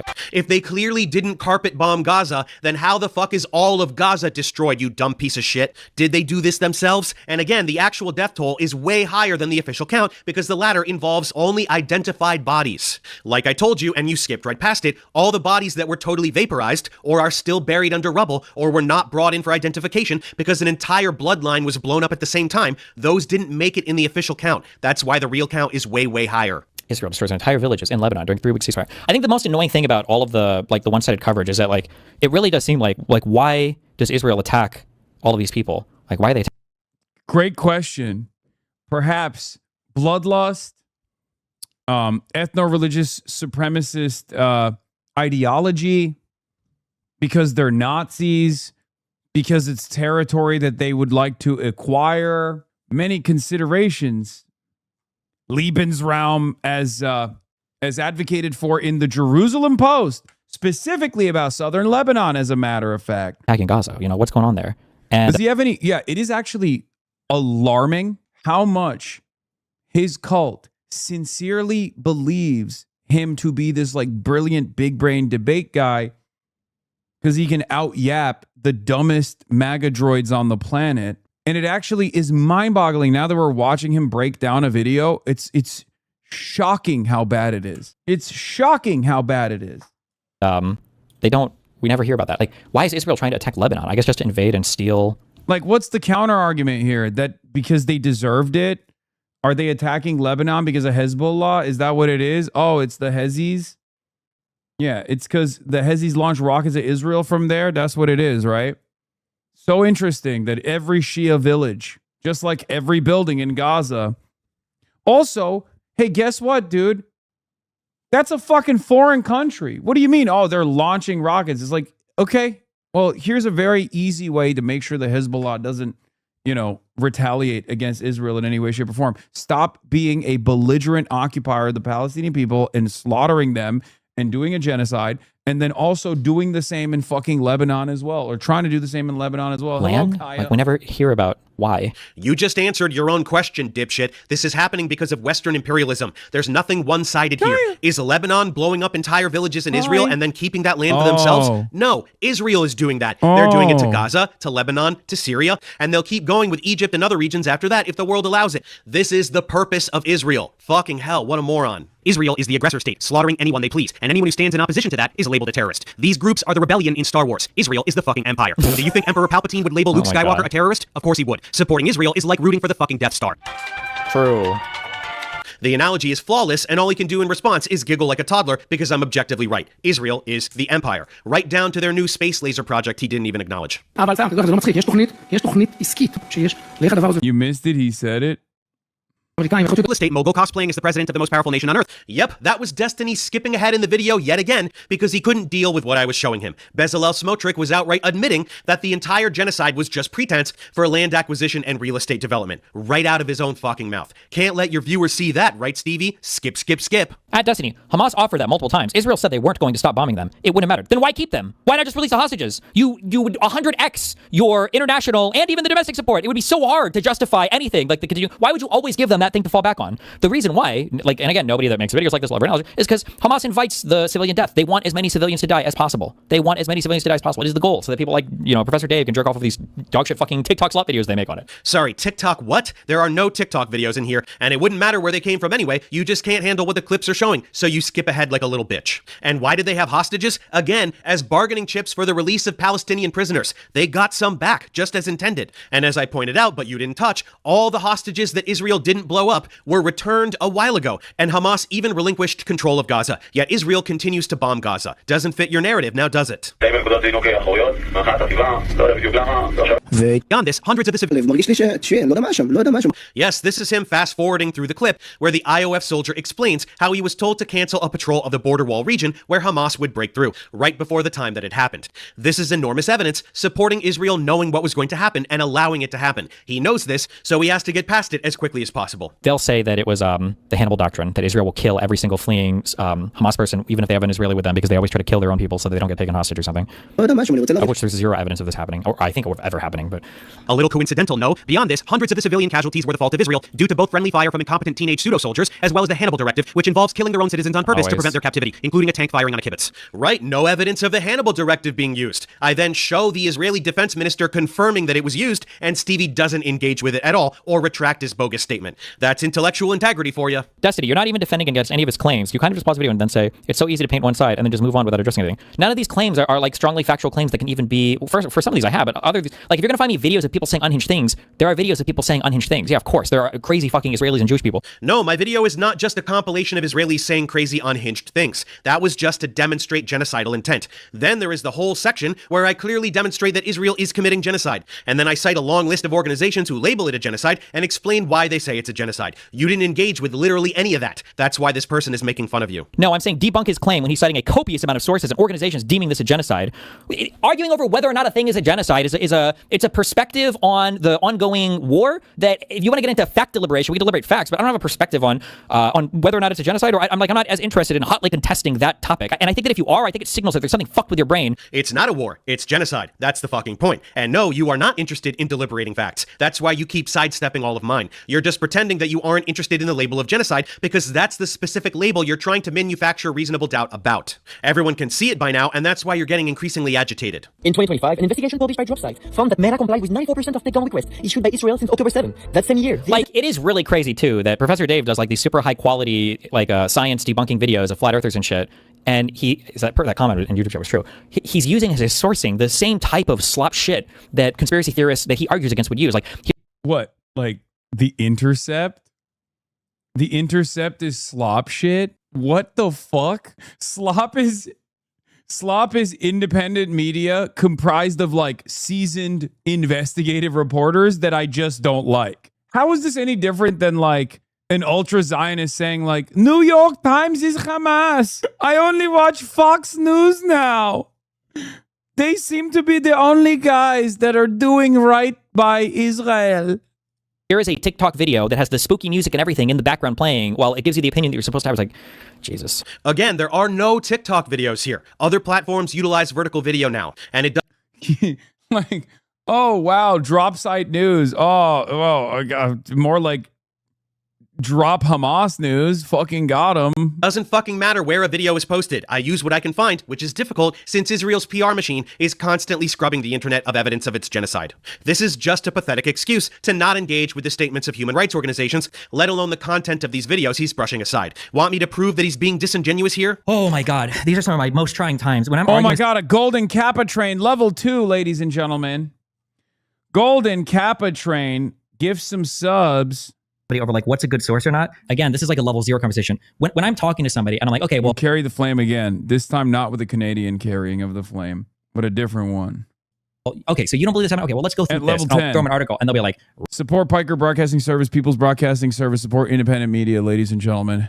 The only way to support independent media, this independent media outlet, is by subscribing for $6 or for free with a Twitch Prime. And yes, I will bring back the reggae carrying of the flame. really? CNN, Fox News? Like, no, you fucking moron. They're quoting somebody from the government. I'm just giving you the articles so you can see the quote. Now, unless you think the article is misquoting the person or publishing a wrong quote, the source is not fucking CNN. The source is the prime minister. The source is the president. The source is this. Like, we can find 20 different articles that source the same quote, or we can find a statement from the government itself. But people will look at something like, oh, your source is Twitter? No, Twitter doesn't publish news. What do you mean? Or your source is like, it's like, no. Oh yeah, people's lack of media literacy and just even understanding what a source is or what they're reading is incredibly frustrating. Oh, so you're saying Twitter isn't a source I didn't use, or YouTube Shorts, or whatever else you're whining about? That's right, you have to deal with the sources being referenced in the videos. So the investigation this video is referencing is what we should be looking at, right, Steven? So this pageantry you're enacting, when you claimed earlier that social media is overrun with pro-Palestine propaganda, when in fact all these social media platforms are regularly deleting pro-Palestine content and accounts, is really just you being a fucking douchebag. Got it. Pangburn, who's a mutual contact of ours, says he reached out and Professor Dave said no. I sent him a message on Instagram. He hasn't responded. Like, obviously, I debate anybody on, especially Israel-Palestine. It should also tell you something that this guy is like one of the most avid debaters on the fucking planet, as much as me, if not more, when it comes to the flat earth shit. But he won't talk to me on this subject. So yeah, that's a cool story, but it's just that, a fucking story. I've done 2 in-person debates, one on abiogenesis and one on vaccines, and 4 online ones, 2 on flat earth, 2 on creationism. In all my years as a science communicator, 6 debates. That's all. You just want to turn me into the master debater so that you can whine about me refusing to debate you. I have no interest in directly interacting with a gish-galloping genocide-denying cretin, especially on a Pangburn stage, given what a creep he turned out to be. Israel has a history of this behavior. In 1967... the USS Liberty, the favorite, the go-to. Yes, it's an example of Israel deliberately attacking America to achieve a... Yeah, you can't bring that up. Why not? It's yet another very obvious instance where Israel, regardless of its strategic importance as a satellite for American imperialism in a resource-rich region, absolutely was able to directly cause harm to American service members. And then the American government reacted not in the appropriate ways that they normally would if an ally did such a similar thing, but instead to cover it up. Shout out your gifted subs, Unc. That's how you get a lot of subs. DeLuise! Thank you for the 10 gifted subs. You're right. You're right. I'm shouting him out again. Dirk Bonker, thank you for the 5 gifted. Chatters are so funny. Dude, the backseat broadcast producing is out of control. Come on, Unc. Shout him out. This is how you get more. Political objective. Giggling like a toddler is not a rebuttal. Honestly, I'm pro-genocide. Like, it sounds really shitty, but like, I think that Israel should just drop its fucking borders about where it is now, and basically Palestinians can go live in another place. That's really shitty, but like, that's about where I'm at. You just think the Palestinians should just pack up and Native American the fuck out of it? First of all, I like that this fucking, I like that this quote was before October 7th, so I had no clue even that much about Israel, and I had no, obviously there wasn't the terror side on all the attention on these, on anything related to Palestine, number 1. But number 2, this is essentially their position just reversed, where they're like, well, both sides are probably going to genocide each other anyway, so it should just be like an Arab state, and maybe they have to kill all the Jews out for it to succeed.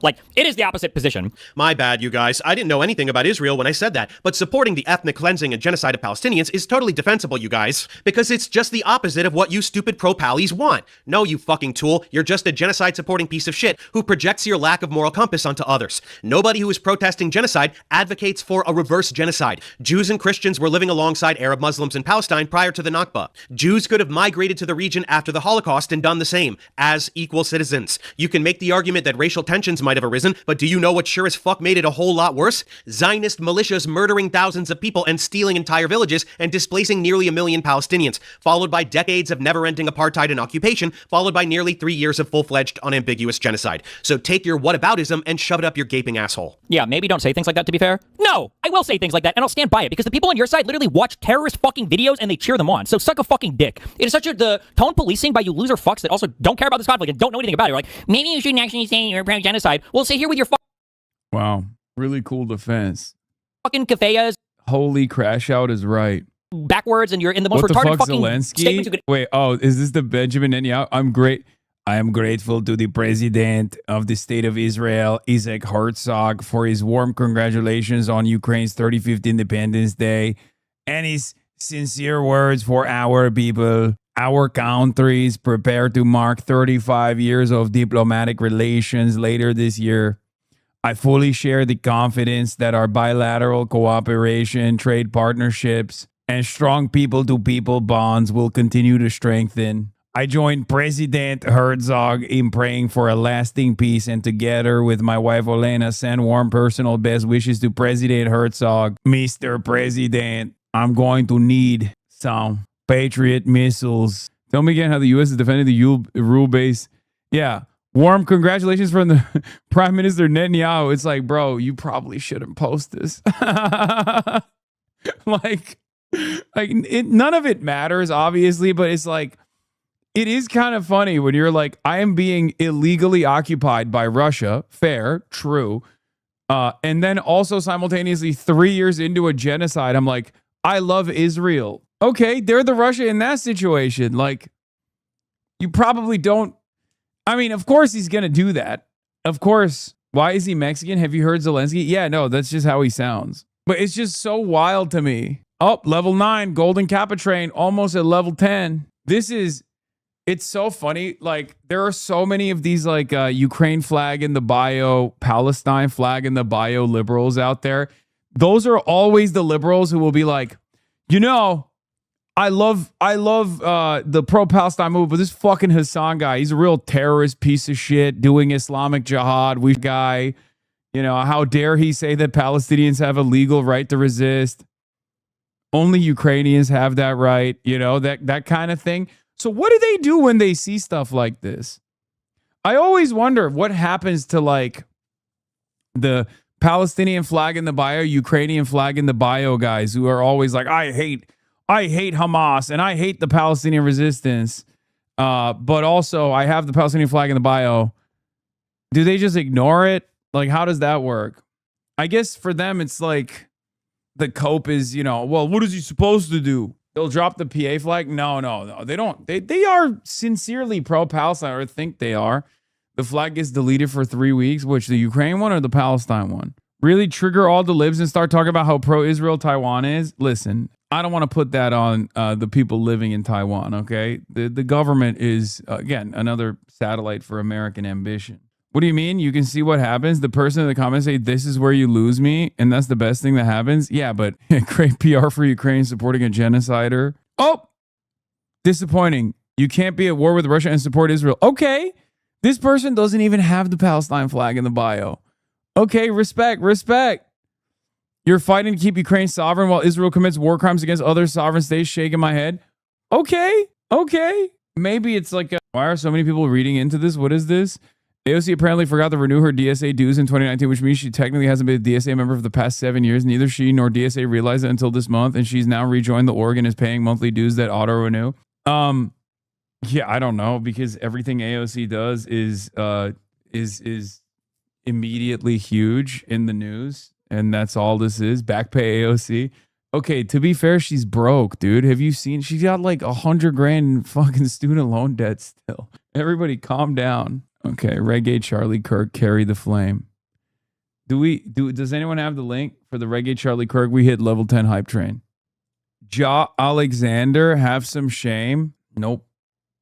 I will always carry the flame, dude. The Fox producer who's supposed to clock out at 8:30 has to now do overtime. Yeah.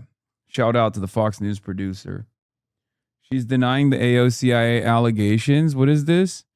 In the 50s, the running joke in communist circle was that everyone knew who the FBI agents were. They were the ones who always paid their membership dues on time.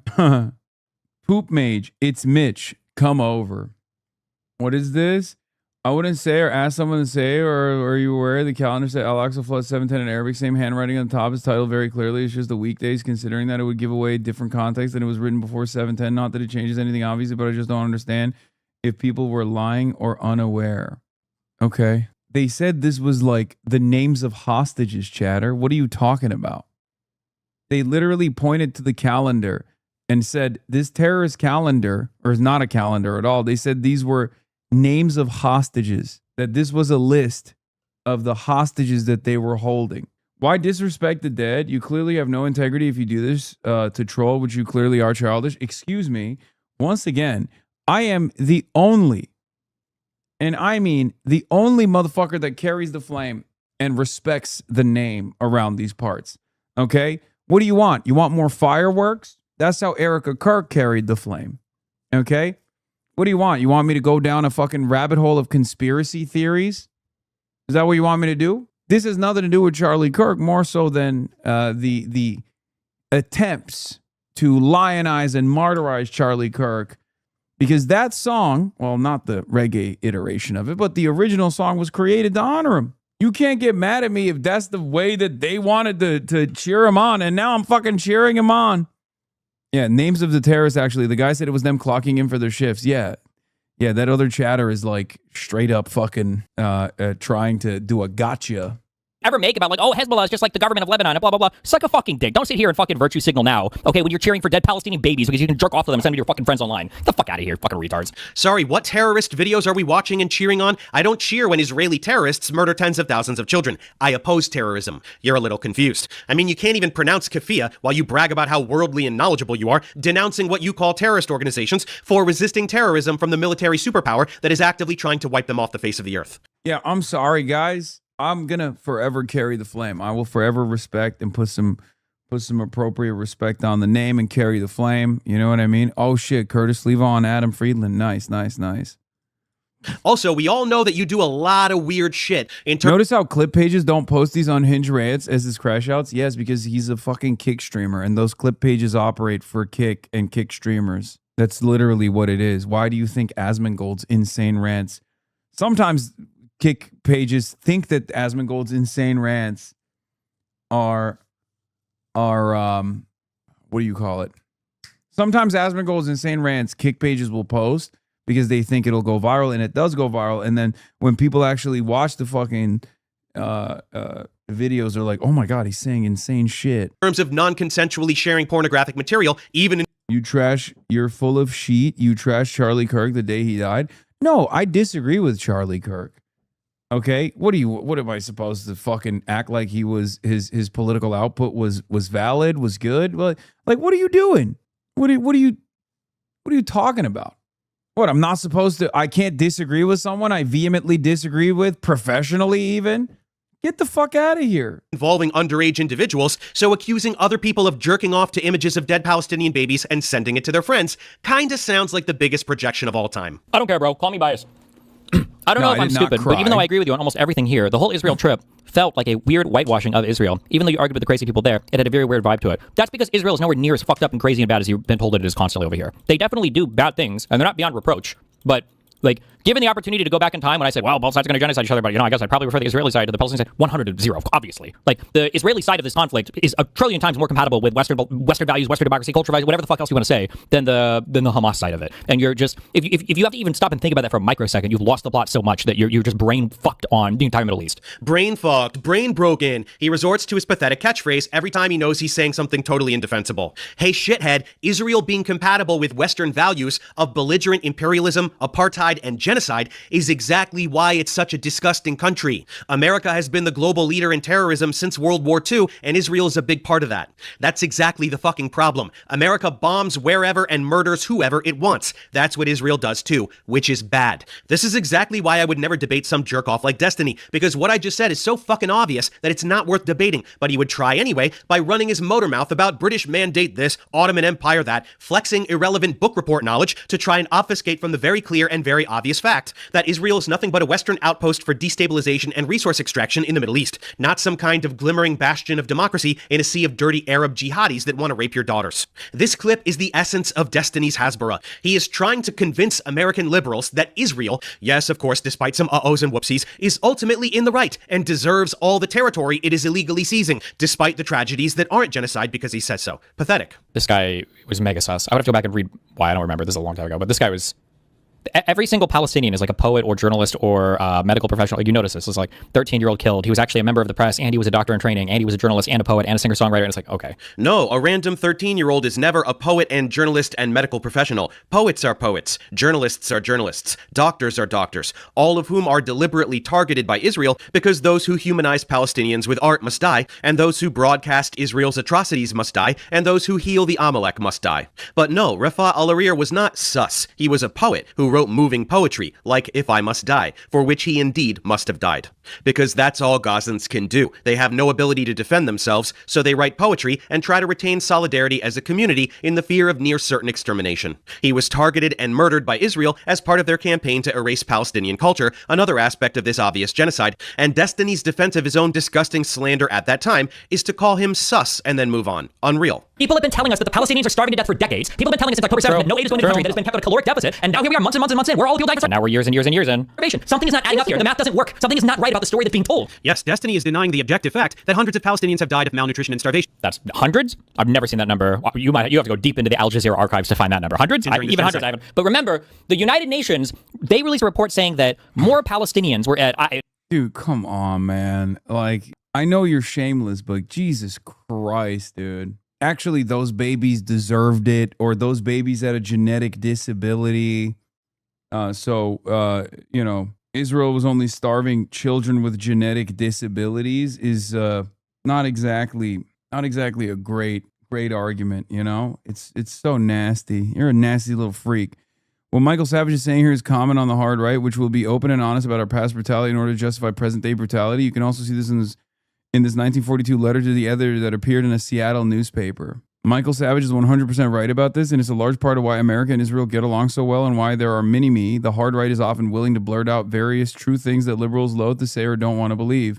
Zionism is no different than Manifest Destiny and other such nationalistic rallying cries that created the form of nation. Wait, what? Is he being based? What the fuck? The anti-Zionists are, in fact, trying to delegitimize Israel the same way leftists try to delegitimize America, end Columbus Day, etc. Never underestimate the intelligence of Oh no, he's saying it's good. He's like, yeah, we did a genocide of the indigenous population and then it was beast mode. That's what he's saying. It's like IPC level 5. Welcome to the savage nation, dude. Of malnourishment and famine or whatever, that there were more Palestinians classified under starvation than all the other people starving in the world combined. I'm not misspeaking. All the other people in the world combined, there were not as many starving people as there were Palestinians. And somehow, day after day, week after week, month after month, somehow they all seem to have clothes on. None of them seem like emaciated. Like sometimes you'll get videos of kids that have like cystic fibrosis or some horrible ailment or whatever. But deep into the Al Jazeera archives, as though that's not a reputable source somehow. And sorry, the source is World Health Organization. Hundreds of deaths attributed to malnutrition and dehydration. The report states that 500,000 Gazans face starvation, destitution, and death. Is WHO a bunch of dirty Hamas terrorists, Stephen? World Hamas Organization? Duh. Fucking come on, Professor Dave.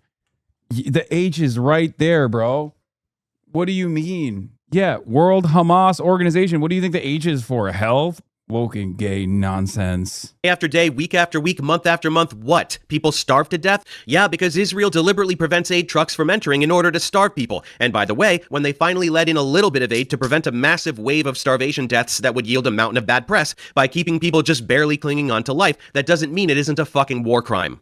Widespread malnutrition and the medical conditions that it produces are not excusable just because they aren't all dead already. And to top it off, this worthless stack of filth is regurgitating the disgusting propaganda from Bari Weiss and the Free Press that children in Gaza who are clearly dying of starvation actually aren't starving, but suffer from other health issues like cystic fibrosis or cerebral palsy, which just make it look like they're starving, instead of them both having those conditions and starving to death. He is proudly regurgitating this highly publicly debunked Hasbara talking point like the worthless Hasbara operative that he is. Unbelievable. It's just like, it's the weirdest starvation of all time, where the population has been continuing of malnourishment. You have like an obesity rate that's higher than like every other Arab country on the planet. You have like, not to say that it's good, not to say that it's acceptable, but like when you lie about every single fucking thing that you talk about for this region, it just makes, I don't know how to even fucking engage. You are the one lying about every single thing, you lying piece of shit. The population continues to grow. Are you out of your fucking mind? They're being slaughtered daily. People are indeed dying of malnourishment. Obesity? Find me a picture of one fat Gazan right now. I fucking dare you.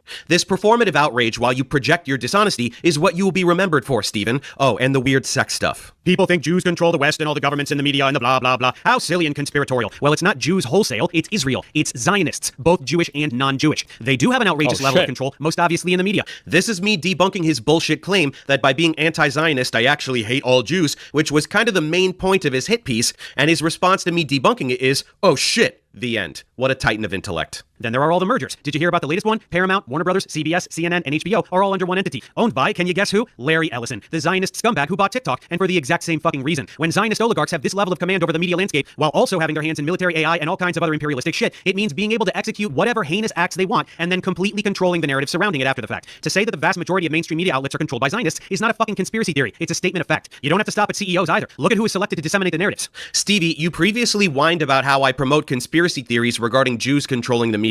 I just explained how Zionists quite obviously control an enormous proportion of the media, and you said literally nothing. Can we assume that you're learning something from me here? Editor-in-chief of CBS News is now Bari fucking Weiss, whose right-wing propaganda outlet, The Free Press, was one of the biggest mouthpieces for Israel in the past 20 years. And what did she immediately do when she got there? She gutted the outlet and ousted anyone with an ounce of journalistic integrity, including 60 Minutes correspondent and 37-year veteran Scott Pelley, who publicly proclaimed that Bari was hired to kill the place. With the ship now sailing...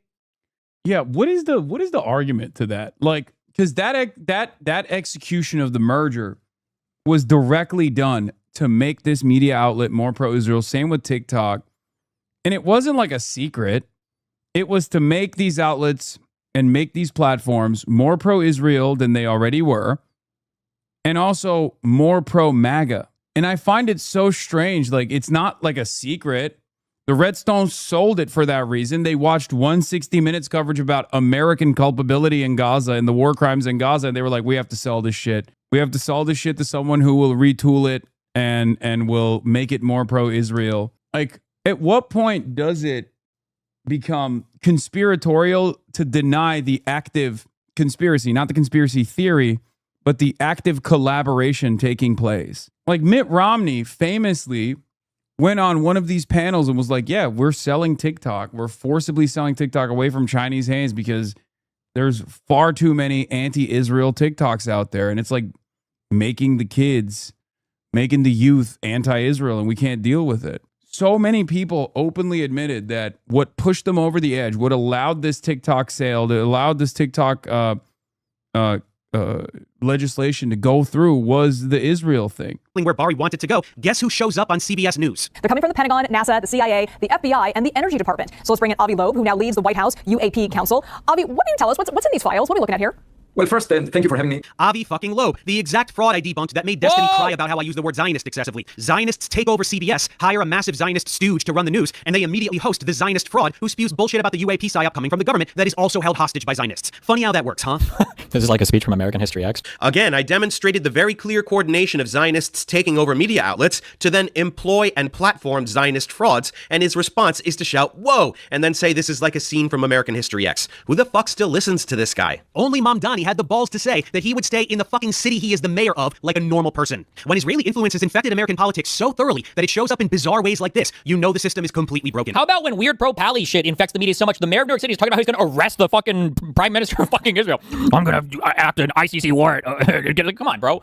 Oh my God. Yeah, why are you bringing up silly shit like an ICC arrest warrant? Like, that's so silly. My unsolicited advice, don't give these cynical assholes an inch. Don't accept their anti-Semitism shrieking as good faith. Don't play into their sectarian sandbox. This is about empire and its client states and the chauvinist, deluded, racist, and violent project of Zionism. Oh, this is the Adam Johnson responding to the Mark Ruffalo anti-Semitism allegation. How is it propaganda to hold war criminals accountable for their war crimes, dickhead? Arrest warrants from the ICC are propaganda now? Is the ICC Hamas? Go ahead and explain this propaganda to me with your big brain, Stephen. That's right, folks. I'm a neo-Nazi for pointing out Zionist tactics of deception and victimization. All the deception Israel engages in to gaslight the world into supporting genocide, that's not real because Stevie says so. The victim complex they espouse, perpetually claiming to be the victims of terrorism while they commit heinous acts of terrorism, that's also not real because Stevie says so. In reality, there are no neo-Nazi tactics afoot here. Instead, there is only the Zionist tactic of irrevocably tethering Zionism to Judaism so that they can shout anti-Semite at anyone who points at their disgusting behavior. I mean, how could you separate the two? You have a diaspora of people. Well, not anymore now because they have Israel. But prior to that, yeah, it was a huge people without a country that they felt like, so they didn't have their self-determination. Yeah, what do you mean? How could you separate the two? How can you separate the two? How can you separate Judaism from the disgusting Zionist ideology, which is based on ethnically cleansing a region of its indigenous people to produce an ethno-state? Gee, maybe by pointing out tens of thousands of Jews who don't support genocidal ethno-states? Holy fuck, what a moron. Just 30%, 7% of Jewish Americans identify as Zionists. How is that phrased? What? Identify as, like, would call themselves that, or believe that, like, Jews should have a state? By the way, this is also part of the reason why people get really butt mad.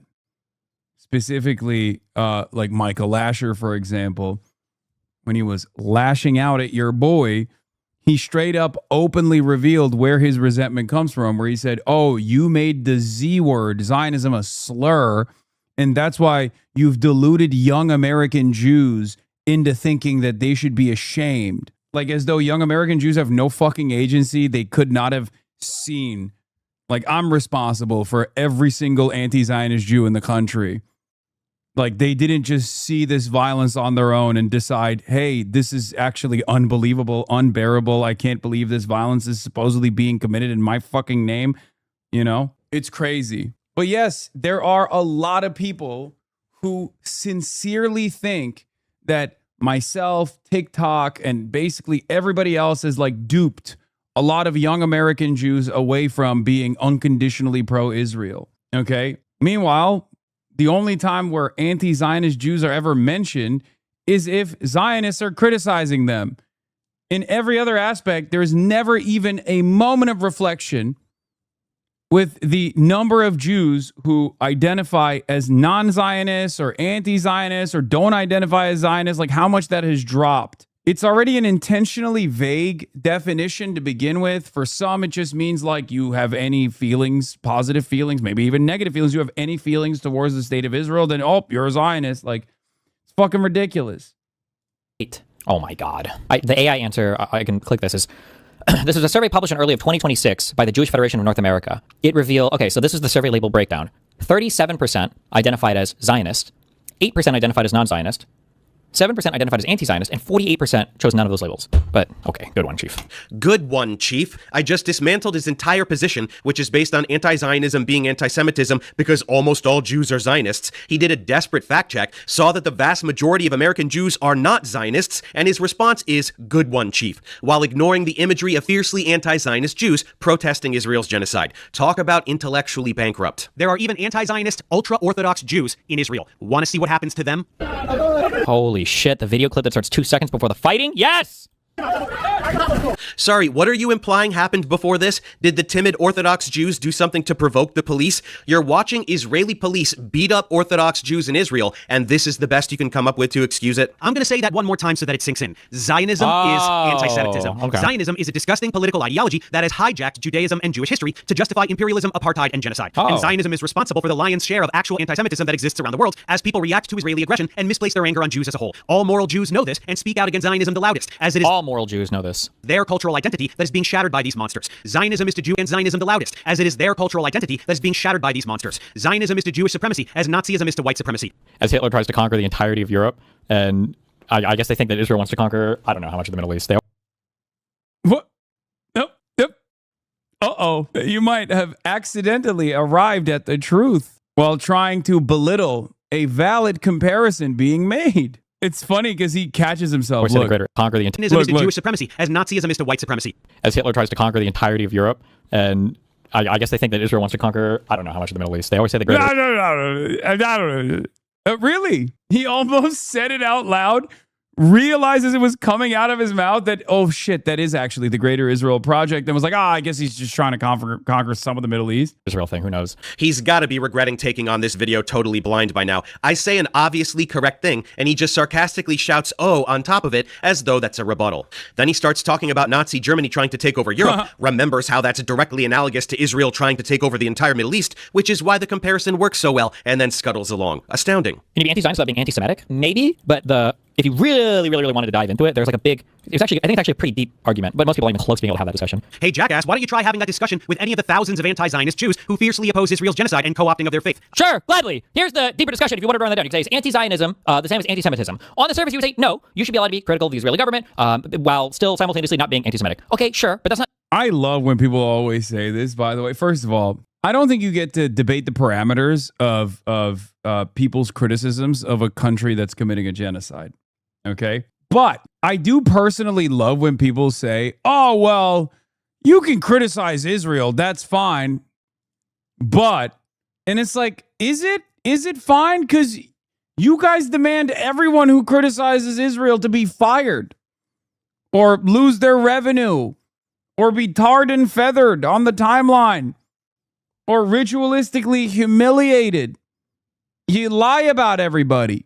I tweeted about this already. Hold on. Someone was like, Yeah, Ted and other Israel defenders are saying criticism of Israel is off limits. They will demand you lose your job if you do criticize Israel.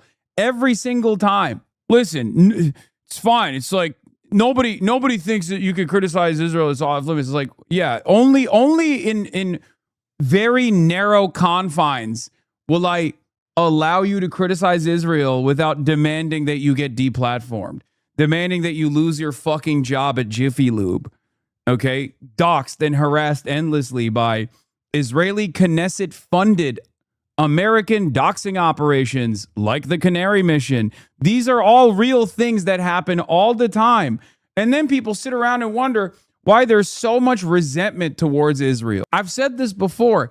If Israel did not intervene in the domestic affairs of Americans, I promise you, and this is a sad reality that I am recognizing, most Americans wouldn't give a shit about how many Palestinians Israel has killed. I obviously care about that, and everyone in this community obviously cares about. But the reason why the average American unironically fucking hates Israel is because of the sheer arrogance of the Hasbara operation. Okay? That's it. Americans normally don't really care about what goes on over there. They have been conditioned. They've been trained into thinking that that is all collateralized. All of the death and destruction, they probably deserved it. Or if they didn't deserve it, if it's just like little children, then, what are you going to do? That sucks, but that's just war. That is what the average American is trained into thinking. A big part of the reason why this has become a much larger issue is because Americans also like saying that they don't like war, right? They don't like war at all. Do they actually take action against war? Not necessarily, but they love saying it. And in this circumstance, when Americans came out and said, I don't like war, anyone and everyone that said that got fucking canceled. Got deplatformed, got canceled, their firings were demanded, they got doxxed. So, of course, they were like, well, what the fuck is this shit? And then they see their politicians who refuse to take care or consideration into their needs, into their demands, turn around and parrot Israel talking points, and they see prominent media figures basically contort themselves into fucking pretzels to defend the indefensible. And they go, this is strange. Why is this happening? And then there's already enough anti-Semitic conspiracy theories that a lot of people already believe in. And there you have it. This is how anti-Semitism explodes. Okay?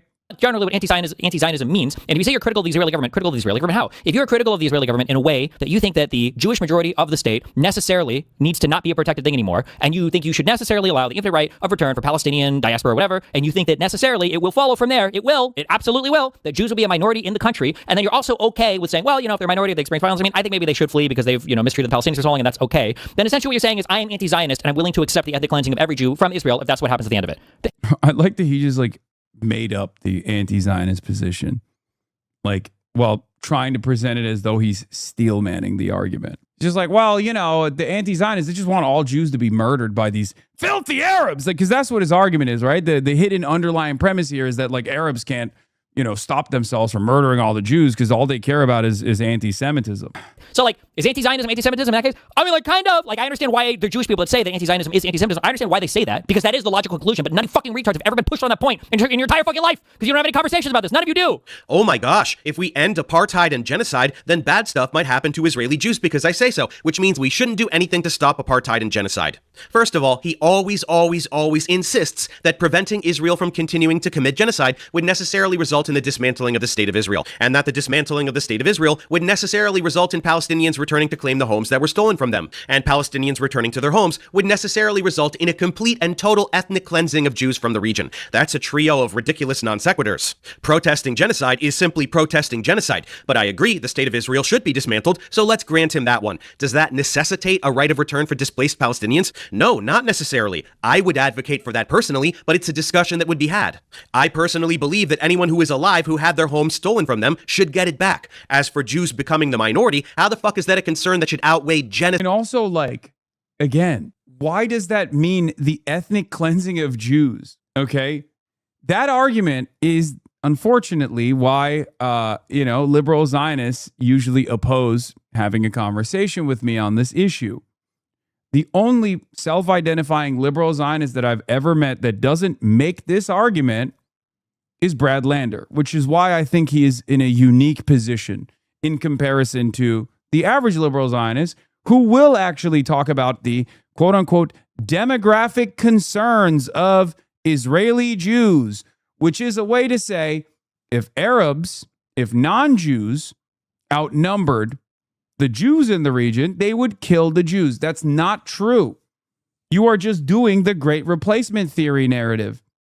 Okay? This is what white nationalists do in the United States of America. This is what they argue. White nationalists say non-whites are coming into the country. Well, they also say it's the Jews that are bringing the non-whites, but that's besides the point. They say non-whites are coming into the country and outpopulating the whites, and white culture is superior to non-whites. This is the whole underlying bullshit Nazi argument. Is this guy a conservative or liberal? Tamashi. Is this guy a conservative or liberal? Do you like Jews? How about you make up your own mind by watching instead of asking silly questions that like equivalent this? Because I'm neither a conservative nor a liberal, actually. I'm a secret third thing. To ethnic cleansing. Again, Jews lived in Palestine prior to the Nakba. They'd be in way bigger numbers now than back then, and they would be the impediment to coexisting peacefully, not Palestinians. Lots of them would leave by choice because they wouldn't be able to enjoy the benefits of apartheid and occupation any longer. That's not the same as ethnic cleansing. Like some of the Boers that left after the apartheid ended. Which is what Israel is doing. When you're used to subjugating other people, equality feels like oppression, and it would take decades for things to equilibrate, with lots of hate crimes mainly in the direction of Palestinians, since plenty of Israelis would not leave and would be enraged by their belligerent imperialistic ethnostate being dismantled on Palestinians' behalf. But whatever challenges would arise, there's no way it would be worse than fucking genocide. So stop acting like anti-Zionists are silly toddlers who just can't wrap their heads around diplomacy. It's pathetic. People who inhabit a place don't deserve to continue inhabiting that place. Palestinians don't deserve Palestine. Well, it wasn't an apartheid ethno-state. Jews and Christians... Was it? Was it not? All types of people lived happily ever after in the Ottoman Empire and all the preceding caliphates. There wasn't a single religion that was enforced. What does caliphate even fucking mean? What a stupid... Everybody lived in... Okay, now he's coming into my territory. Okay, I'm about to crack my fucking knuckles and dive in. Okay, dick first into this argument. Yes, under Ottoman rulership, okay, and this is notoriously, historically the case, under Ottoman rulership, in comparison to the rest of the world, Jews had safe harbor in the Ottoman Empire, whether it be Palestine or anywhere else. Okay, the idea that is the Ottoman Empire was also a religious caliphate, and that Jews were forced to pay jizya, which is a tax that non-Muslims paid, as opposed to serving in the military, as opposed to the taxes that Muslims paid, which was a higher percentage regard, was easy living in comparison to everywhere else, and especially under Christian rulership, where pogroms were taking place. Okay? You will never find a real historian that will deny this fact. Okay? As a matter of fact, Jewish historians have routinely talked about how during the Inquisition, a lot of Jews that escaped Spain came to the Ottoman Empire because the Ottoman Empire offered them safe harbor. Anti-Semitism historically has been a very Christian thing. Regardless of the years of Zionist-induced hysteria, the idea that, Muslims and Jews have always warred against one another, it's fucking bullshit. It has no basis in historic reality, okay? Yes, it's a 1,500 years of historical Christian anti-Semitism, and then conflict born out of settler colonial occupation in British Mandate Palestine that turned into this religious battle. It's bullshit. Harmony for 2,000 years, and then the Jew nation attack. Like, what the fuck? It's just so infantilizing and stupid too. It's an American perspective. This is why I know his wife is the whitest fucking American possible. I don't even care if she's brown. She's the whitest fucking American possible, because there's no way that anybody in this guy's family is remotely related to any part of the world outside of America. Wow. Okay, first of all, my parents are Italian immigrants. Even my sister was born in Italy. I'm literally the only person in my entire family who was ever born in America, or anywhere outside of Italy for that matter, in recent history at least. Second, my wife is not white at all. She's Arab. Arabs are not white. Her parents fled Palestine in the 1970s. Her 2 oldest brothers were born there, while she and her youngest brother were born. Dude, I love Professor Dave. What a goat. What a legend this guy is. Here, we are both first-generation Americans. Her parents had their homes stolen from them twice, once separately when they were children during the Nakba, and once again together shortly before they fled the region. So my wife is Arab American and not white at all. None of that really matters, of course, since genocide is genocide no matter where my wife and I were born or grew up or where our families are from, and us being white or not white or American or non-American has no bearing on our ability to condemn genocide. But more importantly, without going back 2,000 years for whatever bizarre reason, Palestine prior to the Nakba was not an ethno-state or a caliphate or whatever the fuck you're... Yeah, also not so subtle flex of being like, look at me, look how hot I am, and look at how hot my wife is. Like, you didn't need to do that, okay? Oh, like, I'm just making an argument. You ain't slick, Professor Dave. Oh, look at us. We're such an attractive couple. It's like, sick, dude. Sick. Yeah. Very not so subtle flex. We see you, Professor. Professor of sex up in here.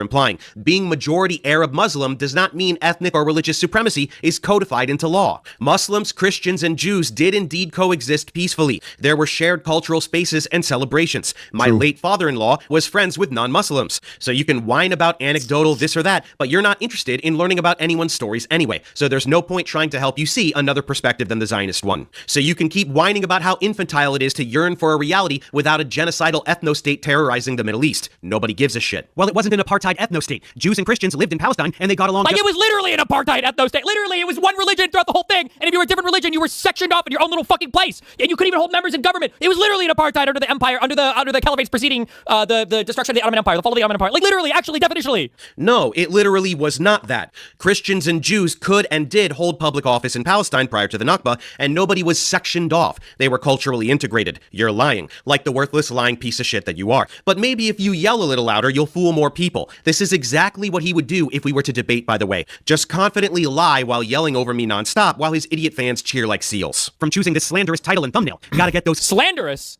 clicks, right, Steven?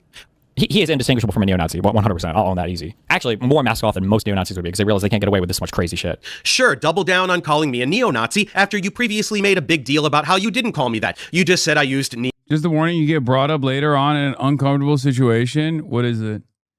Oh, isn't he fucking groping my shit and being a drunk loser? Neo-Nazi rhetoric. Well, now here it is nice and clear, so nobody can be mad at me for tanking this piece of shit's reputation at the end of the video, since he is outright calling me a neo-Nazi.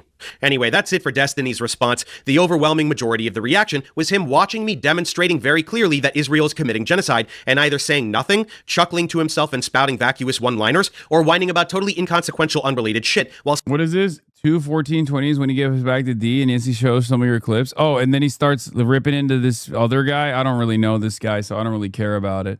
Pangburn or whatever. Touch bases after the fact. Yeah, I don't know who the fuck this guy is, so I'm just gonna skip him. Sorry to this other guy. Denying sexual predator because it makes you money, and you threw me under the bus for exposing him. 10, no idea what that means. I don't have an encyclopedic knowledge of his business activity. 11, no, not interested in playing the credentials game. Destiny is a college dropout, I believe. Who the fuck knows for Travis, and I don't care, but my degrees don't qualify me to speak authoritatively about geopolitics. I'm just a fucking adult with a brain and a spine, so I call out genocide. Seriously, a reason. That's Pangburn. He could have just... That's why his loser cult shames anyone who votes third party, and it's why they attack legitimate progressives like democratic socialists such as Hasan Piker, who are devoted to real change and actually addressing wealth inequality. Destiny's job is to shame progressives into being less progressive to protect the establishment. Anyone trying to pressure the party into... Well, I wouldn't even say job, because a job implies that he gets paid for it. I think he just has personal resentment, like deeply held personal resentment towards anyone and everyone that has ever made him feel small, and that's all that anchors his worldview. It's obsessive, but that's literally the only thing motivating him. I don't know if he gets paid by the DNC to fucking try and make epic debate style arguments to make young Americans pro liberalism, I don't know, pro-DNC. Shifting leftwards from their current right-of-center position must be demonized. He's defending a sinking ship, and he's going to go down with it. And if you don't believe me, check this out. Well, I do think that you should have said yesterday when Pisco moved it on you, JD Vance or AOC, I think that that's a pretty easy answer. The thing is I don't actually know that. Like, in a vacuum with no political influence, I don't know what JD Vance's political opinions are. Like, the guy was a more moderate. I mean, I think if you're a political commentator, or at least you claim to be one, you should probably know what JD Vance's political influences are. I mean, he's written a book. He's had transformations throughout his life where he was, Yale graduate, was always a Peter Thiel blood boy, but went from being this like ultra lib, kind of conservative liberal guy. What is this? Warning 225. Okay, I'll skip that part. Anyway, and then called Trump Hitler, all this stuff to his rise to power as the Peter Thiel inside guy in the current administration. Republican type person. But the problem is JD Vance, like AOC, seems to have no capacity to deal with his own side, right? And that he's fully bought on to co-signing whatever crazy dick sucking shit Trump needs. So, I mean, like, it's not like I would trust, even if Vance was more moderate, I don't know if I would trust him to govern more moderately if there were extremist voices in his camp. I also don't know how much he is actually like a crazy fucking crypto loony fuck after getting brainwashed and mind fucked by Peter Thiel and everything. Do you know who he is? What do you mean brainwashed and mind fucked by Peter Thiel? Peter Thiel created JD Vance. Okay, go look at Naria Capital and where they got all their money. That's right. AOC, an actual progressive who is genuinely fighting for policy that will benefit the citizenry over the oligarchy, versus JD Vance, Trump's sidekick and Peter Thiel puppet, who is essentially an empty vessel for the oligarchy. Destiny just can't seem to make up his mind between them. Democracy versus fascism. It's a toss-up for him. Can you wrap your head around that? What more do you need to hear to understand what this douchebag is? Oh, and politics aside, there's another reason why Destiny hates Hasan specifically. It's because he wants to fuck Hasan and he was rejected. Check out this clip from a few years ago. It's Destiny and Hasan back when they were more amicable, plus Andy Milonakis for some reason. Watch how Destiny just blatantly gropes Hasan over and over again in a way that would get him immediately canceled if Hasan were a woman. Come on, just tell me. I love it. I'm drunk. I see that. I'm so sorry. Okay, go ahead. It's booby time, isn't it? Okay, just don't you need for these? You gotta recover your muscles. I'm a serious food addict. I know, but like your muscles have to rebuild. You need protein. You understand? Oh, you have straight alcohol in too. I had no idea this dude was bisexual at this point, by the way. Not that it, makes any difference. I was still uncomfortable regardless. But at this point I don't think he had come out as like bisexual. This is worse than the Dems coming after you. I repressed that. No, I mean, I was just like, it was a weird thing that he was doing. Yeah, did you want to hear a Why do you think you could just sign on to our internet? We're using it right now. All right, sit down. I wash my hands with soap. Does it smell like soap? I don't want it to smell like soap. Your boobs are going to grow in your skates. I'm so sorry. If I touch you too much, push my hand away. I'm going to touch you when I'm drunk. I know, dude. All right, stop. Uncomfortable? Let me know. Okay, stop. Acts like he's a sociopath, so when he's drunk, all of these emotions that he's hiding inside of him to make it seem like he's this cool, calm, and collected guy who doesn't care. Stop rubbing me, dude. Hey, guys. 1%. Just I fell on you for a second. I'm so sorry. Now, stop. We live in an international market. I know. They're gonna go over here to China. Okay, dude. Well, China's is that where they're going? Visit Europe. They're gonna go. All right, dude. You don't have to like literally stand on top of me, dog. What the fuck? Okay, stop. Fuck me, what a lecherous creep, right? He clearly has been reeling from this rejection ever since, given that Yeah, I don't even fucking remember the extent of this, I'll be honest. Like, Jesus Christ, dude. Fucking gross. He made actual death threats against Is Hasan. he drunk there? Yes. Just because Hasan pointed out that his son sounds like a neo-Nazi. That really justifies murdering someone, Steven? Really? This is not isolated either. Here's Hasan talking about all the doxing and other weird shit from Destiny. It's perfectly okay to ban this harassing doxer from your events. I've seen people posting the logs of him asking Dan to create a stalking app to harass Hasan during his IRLs. I wanted to include the context of what he was last talking about 2 to 3 hours before asking him to do that. How fucking base would it be if Hasan actually got... It was an honor fed posting. How fucking base would it be if Hasan actually got... Just a heads up, I'm going to be doing some mass harassment campaigns on every single journalist who gives this guy, he's talking about me, free interviews from now on. Someone is going to die soon in this space, I'm pretty sure. I don't know who, but there's nowhere to go on literally anything. Every single person is a pedophile child molester. Every issue is about infinite genociding Palestinians. Every single person is so fake and virtue signaling. There's literally nowhere else to go at this point. I'm not sure who, but I think it will happen soon. Like, the tankies like Hasan can do all the sex-based memes, propaganda memes, lib left, they're all, oh no, I can't touch that. That's too dramatic, and I need to be self-critical of other libs. It's actually so far beyond fucking cucked. It's all over. Waiting for the Civil War reset or something. I mean, this is a guy who writes school shooter manifestos on a daily basis, pretty much, about me and anyone around me. And then there are so many people who are just like oblivious. There's so many people who are oblivious. 7 years of defamation, mass harassment, direct cyber stalking. It's just insane. Most people don't know who he is, but the ones who do know who he is find him to be a despicable little rat. And that makes sense. I mean, here he is in Israel, surrounded by his fans in the Israeli occupying forces. Really? Wait, shit, we should find me. We can chat after. I'm curious. Yeah. Okay. Yeah. Have a good one. I'll see you around. Did you say anything? Bro, time traveled the victim blame. That is crazy. That is actually crazy. And in the video, you see me showing that I'm uncomfortable on numerous occasions and like physically pushing him off, telling him to stop. I did. The fuck? So yeah, no, he is actually legally stalking and harassing me. It has definitely gotten to that point. And not only that, but he's also openly admitted it on numerous occasions. So I think there's sufficient evidence to do so. I mean, if I had literally done a fraction of what Destiny has been saying about me, trying to identify where I'm at in real time, saying someone's got to do it, someone should kill this guy. Hasan has said enough that is like it's worthy of killing him, and also openly admitting to harassment of this sort. And on top of that, it's been 7 years and he's not let up, and his freak ass audience are constantly trying to, intercept me in the real world at the direction of Destiny, It is stalking. It is organized harassment. It is organized stalking and organized harassment. This is Hasan's shit to deal with. I'm just showing everyone how completely deranged Destiny is. This toxic behavior is encouraged in his fans as well. When Destiny got banned from Twitch for hateful conduct, including using racial slurs, his fans brigaded as usual and made a big stink over anti-Semitism on the platform because Hasan exists. This resulted in all kinds of controversy for Twitch and sponsors pulling spots. Continuing with what a heinous piece of shit Destiny is, here's some more miscellanea. It's actually kind of scary, like how close I was to getting people together to go down to his house and kill him and his family. Or it would have just been him and his father. Because I didn't know anything about it. Dude, that was some of the most fucked up shit in my entire life. I was so fucking close to doing it. But I was making so much money on Twitch, and I don't know if Nathan was involved in yet, but for whatever reason I decided that the current life I had wasn't worth the risk of Oh my god. Oh my god, I was so close to this fucking address. I had fucking streets mapped out and fucking you had no fucking idea. That's when I first started getting an interest in like owning a weapon. I got a permit to own a gun and everything. Holy Yes, Destiny is talking about how he almost killed a kid and his father. The context is that some kid was engaging in cyber attacks that harmed his income at the time, and apparently the police wouldn't do anything, so his solution was to murder him and his dad. But don't worry, he didn't do it. Not because murder is bad, but because he didn't want to jeopardize his awesome life making so much money. What a great guy. And now for the meat of it. Remember that lawsuit I told you about last time but didn't go into many details? Destiny said, no way, he's lying. Pangburn said, oh my gosh, Dave could get sued for slandering Destiny. Nope, what I said was true, and here's a quick summary of that and more before diving into all the details.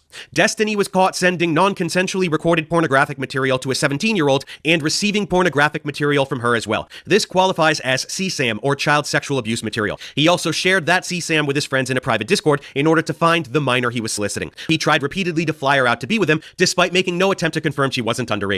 Next, he was sexting the wife of a groiper, which is like those Nick Fuentes types, and it involved age play molestation fantasies focused on her own children. His ex-girlfriend saw the messages between the two, as well as beach photos of the wife's teenage daughters and their feet. I don't shame people for their fetishes or sexual preferences, but I do shame them for violating consent and for stuff with minors. So let's dig through the receipts for all this shit. Okay, first up, Destiny knows that you need consent from people to share pornographic material that features them, right? I kind of like have like my little archive of like Coomer material that I'll send to people if I want to. Also, I talked to past that I'd send stuff of like either me or Melina, and Melina talked to me and she was like, hey, if you're going to send any videos to new girls we haven't talked about, like let me know that first. Because she wanted to be careful. It was like, oh, okay, sure, that's fine. I didn't think about it at the time because I didn't think it mattered, but yeah, sure. So I thought about that. So that was like an issue that me and Melina had that we talked about and then we resolved, right? Oh, good. He does know that, except he has violated this consent with an incredible number of people, including his ex-wife, Melina. Things that's been done to me without consent or anything. That has been my past 5 years. Nothing has happened with consent with anyone, not me and not anyone else. Like there's been no consent. Okay, so who was well into his 30s Destiny sharing non-consensual pornography with back in April 2022? A trusted long-term partner, perhaps? Nope, meet Rose, a brand new Twitter account looking very suspicious for an 18-year-old selling not safe for work material. Even thirsty Destiny seemed suspicious, but not quite enough. After this is fine, right? 1 day old account seems legit. No ID, no problem. Just write something on a piece of paper. That's good enough for me. It's not like I'm getting off on you being underage or anything. Destiny. They're calling James Carville Hasan Carville. I saw that. Yeah. Anyway, let's continue. Often claims she said she was 19, he's lying. So, barely even knowing this obviously underage person, he starts sending the porn. Lots of it. Some non-consensually filmed, the rest non-consensually shared, and receiving it too. Anyway, exchanging porn is fun and all, but Destiny wants to bang. Where are you? Fly to me with my frequent flyer miles? I'm gonna be in some other places. Fly there to meet me? How about this place? Let's meet. He's relentless about it, but she just says her parents won't let her or something of the sort. Later, he will give photos of her to the website Kiwi Farms for them to figure out who and where she is, which qualifies as doxing. He wasn't even censoring her genitals. Yeah, what was fucking insane about this, by the way, is that not only is it CSAM, but he also posted this on the notorious doxing website in order to goad the people in that doxing website to be like, oh, you'll never find anything about her. And then they did. He was just like facilitating and distributing CSAM and then also goading a bunch of psychos into literally finding this person, which they did. They found him. When he did so, despite having firm reason to believe it was CSAM. He later claimed that he was baiting them into looking, which would be stupid if he knew she was 17, and indeed it was, since he never verified her age because he didn't want to know. Then in November 2024, we meet Solo, Rose's boyfriend. Solo started by confronting him about the stuff with Rose. She was underage, and you knew it. Destiny figured Solo was just trying to scare him, so he ignored it. Then 5 days later, Solo persists, and then leaks all the porn Destiny sent to Rose. Destiny doesn't seem to care much. What's the worst that could happen? Enter Pixie, aka Jane Doe from the... Yeah. At this point, at first, this is where the Destiny dick sucking video arrives on the scene. And he's over here, like, people are speculating that it's actually Nick Fuentes whose penis he's sucking. And he's just like, oh, I can't believe this got leaked. And he just like kind of leans into it as well. He like memes about it. And it was very weird. And at the time I was like, look, I don't know where this stuff came from. I'm not going to entertain it. I'm not going to talk about it. But I guess in his mind, he thought like this would be an acceptable way to redirect the attention to not what he was doing, knowing full well that he had exchanged pornographic material non-consensually with a minor and received CSAM in exchange for it. So he was just like, haha, Nick Fuentes, right? Like, so the thing is, we still don't know to this day if it was Nick Fuentes or not. He just kind of leaned into it, but I think that was just a way to redirect people's attention. Lawsuit. She found out Destiny shared her pornography without explicit consent and was not pleased. He usually counters this with some song and dance about implied consent since she shared things with him, but it's bullshit. She had consent to share. And these freaks like XQC fucking love watching his videos that dunk on you. Yes, that's why I'm saying like XQC is in some respects irredeemable. Like there is this very interesting parasociality that comes with, I guess, content creators in this space, myself included, but like, but there are certain content creators that are in his cult that self-identify as orbiters and basically they debase themselves all the fucking time. And it's very strange. I don't know why XQC loves him so much and still loves him to this day, even though he's a whole ass fucking weirdo. I get why Asmongold aligns with him at times because like they have the same enemy, me. If you were the one getting accused of this heinous shit, I bet XQC be farming the fuck out of it. Are you kidding me, dude? Are you fucking kidding me? XQC has accused me of heinous shit, defamatory claims being made by Destiny as a way to redirect away from his own personal literal crimes and court cases. That's the other side of the story. Anytime this guy does some shit and gets in trouble, he immediately will go and find a way to concoct a story where they'll say, no, Hasan did this actually. And it works every time for his cult.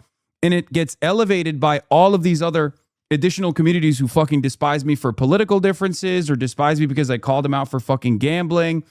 And all of those other ops that I have will genuinely boost this outrage. A big part of the reason why there's like so many fuck Hasan content creators on the internet is for this reason. Now, Destiny himself is not exactly a relevant figure, but he can disseminate Kiwi Farm style information, oftentimes made up, to and make it as easily accessible as possible for so many of these like slop tubers that just hunt Reddit for interesting stories. And none of those guys do their due diligence. They don't have any interest or care for truthful sentiment, and they'll just blast it out into the fucking ether. And that's how you arrive at a bunch of like straight up rapists, sex pests, abusers, or crypto gambling casino perverts who have designed a narrative where like I am the worst villain on the internet. And as long as they just keep hitting that button over and over, dumb, deluded, idiotic, apolitical fan bases will unironically turn around and go, yeah, you're right. Nagasaki is another one of these guys. He like literally went to Israel after October 7. The weird the weird guy with hentai shit, like CSAM style hentai stuff, lolly hentai stuff all over his Discord. And when they get called out, they will just turn around and go, well, Hasan, yeah, the anime weeb guy, rape tone, openly admitted in a court case with his ex, who was suing him for stalking and sexual abuse, rape, who won that court case, by the way. Rape tone lost that court case. That rape tone straight up admitted in the court deposition that he started farming fuck Hasan content because it was the easiest thing to do, and that's how he could maintain his relevance. But you aren't even doing anything like that. How does it even deflect? It doesn't matter. Repeat a lie often enough and it becomes truth in the minds of so many people. And because there is a fairly aggressive mass harassment operation around not just myself, but around anyone that I have existed with. Because like if someone comes out, if a content creator sticks their neck out, they get fucking humiliated. They get slandered endlessly. They get attacked endlessly. XCC still mad at you for supposedly you having alluded that he assaulted his ex. I did not do that. I think that's his cope. No, I brought up a hypothetical saying that if he talks, I still remember exactly what he's referencing. I said, if he talks like this, people are going to assume something bad about him that he didn't do. And it doesn't matter. That's his cope. He has to find deep down inside. He understands that there's no real reason for him to carry this level of resentment. And that is precisely the reason why. That is precisely the reason why he has to like try to find something that he can hold on to justify or legitimize the level of enmity he has for me. That's it. That's the real reason. Yeah, he'll never admit that. It's fine. You can roll the fucking tape and go back to it. But I think he exaggerated. He just didn't understand the point I was making. And he will forever farm anger and resentment in my direction. It's fine. He's just one of those guys. There isn't really an unlimited ceiling for this sort of stuff. Eventually it just peters out. You just become an obsessive and you'll succumb to nothingness. Yeah. Meanwhile, he literally accused me and Pokimane of covering up sexual assault and then basically walked it back and apologized meekly at the time because we were against crypto casino gambling on the platform. In any case, yeah, as I was saying, such weird lore, man, have only followed you for a year and a half. I mean, I rarely ever get into this stuff, but this is the stuff that follows me everywhere I go because of the nature of this space. A lot of people don't understand that live streaming is an unbelievably toxic space. And most people just kind of stick to themselves. Most people just kind of stick to their little corner at this point. But shit gets cultish, clicky, stalking, harassment, doxing, all of this stuff from both like fans and haters alike. And then content creators and their communities turn on one another. It sucks. It is what it is. But ultimately, the reason why I don't talk about this kind of stuff is because it's basically been more than 6 years at this point, and it's been relentless. And there's not anything I can do about it. There's no way to deal with it, you know? He didn't. Cherry, Stasia, Abby MC, these are other women who were also exposed in the same revenge porn leak to Rose. Here, all saying he... It's so funny because, again, no one gives a shit because everyone immediately is like, fuck this guy. Yeah, he says he has no plans to campaign with controversial streamer, okay? And then he repeated the same thing over and over again that he's been repeating, which is, once again... He said he hasn't talked to Senate Democratic leadership or the caucus campaign arm about Piker, but his record of publicly interacting with Piker, including at a pool party just before the primary, remains a sore point among some Michigan Democrats. The back and forth over Piker has irked other Michigan Democrats who see it as a sideshow distracting from the efforts to hold outgoing Senator Gary Peters' seat and flip several House districts. At an earlier El Sayed event in Ann Arbor, Rep. Debbie Dingell vented her frustrations. Don't any reporter ask me again about Hasan Piker. Calling the controversy a move by the Republicans to divide Democrats. Is the reason he exercises and looks buff why he has so many followers, she quipped. Perhaps because I've been fighting for progressive values that many Americans identify with over a decade, and many recognize it despite the manufactured outreach from reactionary media outlets, ? Piker replied. Meanwhile, Republicans have reveled in the Democratic divides. They didn't revel in the Democratic divides. They created the Democratic divides. And it's not a real divide anyway. But yeah, ultimately, he says the exact same thing he said over and over again, which is most people are a lot more worried about things like, what are you going to do about my groceries? What are you going to do about my healthcare? What are you going to do about the fact that I cannot afford to enroll my kid in baseball? Even though my kid's really great at baseball, I said, in a banquet hall in the Detroit suburbs. Those are things I'm talking about. And the effort to make this race about a streamer in LA is actually kind of laughable. It doesn't matter. He will reiterate this every single day until fucking November. And hopefully people will eventually move on to something else. I've seen a liberal on Insta calling you a far-right psyop while falling for a far-right psyop. Unbelievable. That's my favorite. When liberals will be like, the far-right manufactured fuck Hasan media cycle has gotten me to believe that he actually is a product of the far right. Lots of DSA candidates were eager to use Hasan Piker's platform and influence during their primaries. Not many, only male like Kuros coming to his defense amid pile-on. I mean, now that he said this, I suspect that people will come out and say shit, but I don't think that, I don't think anybody has to. I'm a big boy. I can defend myself. You are kind of, though, in a reaction to the far right kind of way. The smart thing for them is just not get into the weeds of things. No, I think the smart thing would have been to nip this in the bud a long time ago and to immediately be like, you guys don't fucking, like, no one ever made a big fuss about Charlie Kirk campaigning with candidates, and Charlie Kirk has said actually heinous shit in comparison to what you think Hasan is saying. Okay? That's it. But of course, no one is going to do that because Charlie Kirk was a party apparatchik. Charlie Kirk was a part of the organ of propaganda for the Republican Party. I am not. I am not a part of the organ of propaganda for the Democratic Party. As a matter of fact, I have an antagonistic relationship with the Democratic Party, and that's precisely the reason why the party bosses are actively utilizing the Republican-created PSYOP to try and purge me from their ranks somehow. It's not going to fucking work. It's unbelievably going to work because the resentment that people have, whether they know me or don't know me, is not going to go away. That's it. These issues are not going to go away. But once again, I'm in this unique predicament where I'm a Twitch streamer. I have a lot of enemies. I'm a Twitch streamer that talks about contentious subjects for hours at a time, oftentimes off the cuff. Okay? Oftentimes off the cuff in an environment where there is a steady flow of back and forth communication with anonymous accounts to the hundreds of thousands every single day. Okay? This is landmine after landmine for a lot of political campaigns to align with. Okay? I'm both in this serious space. I now exist in the serious world of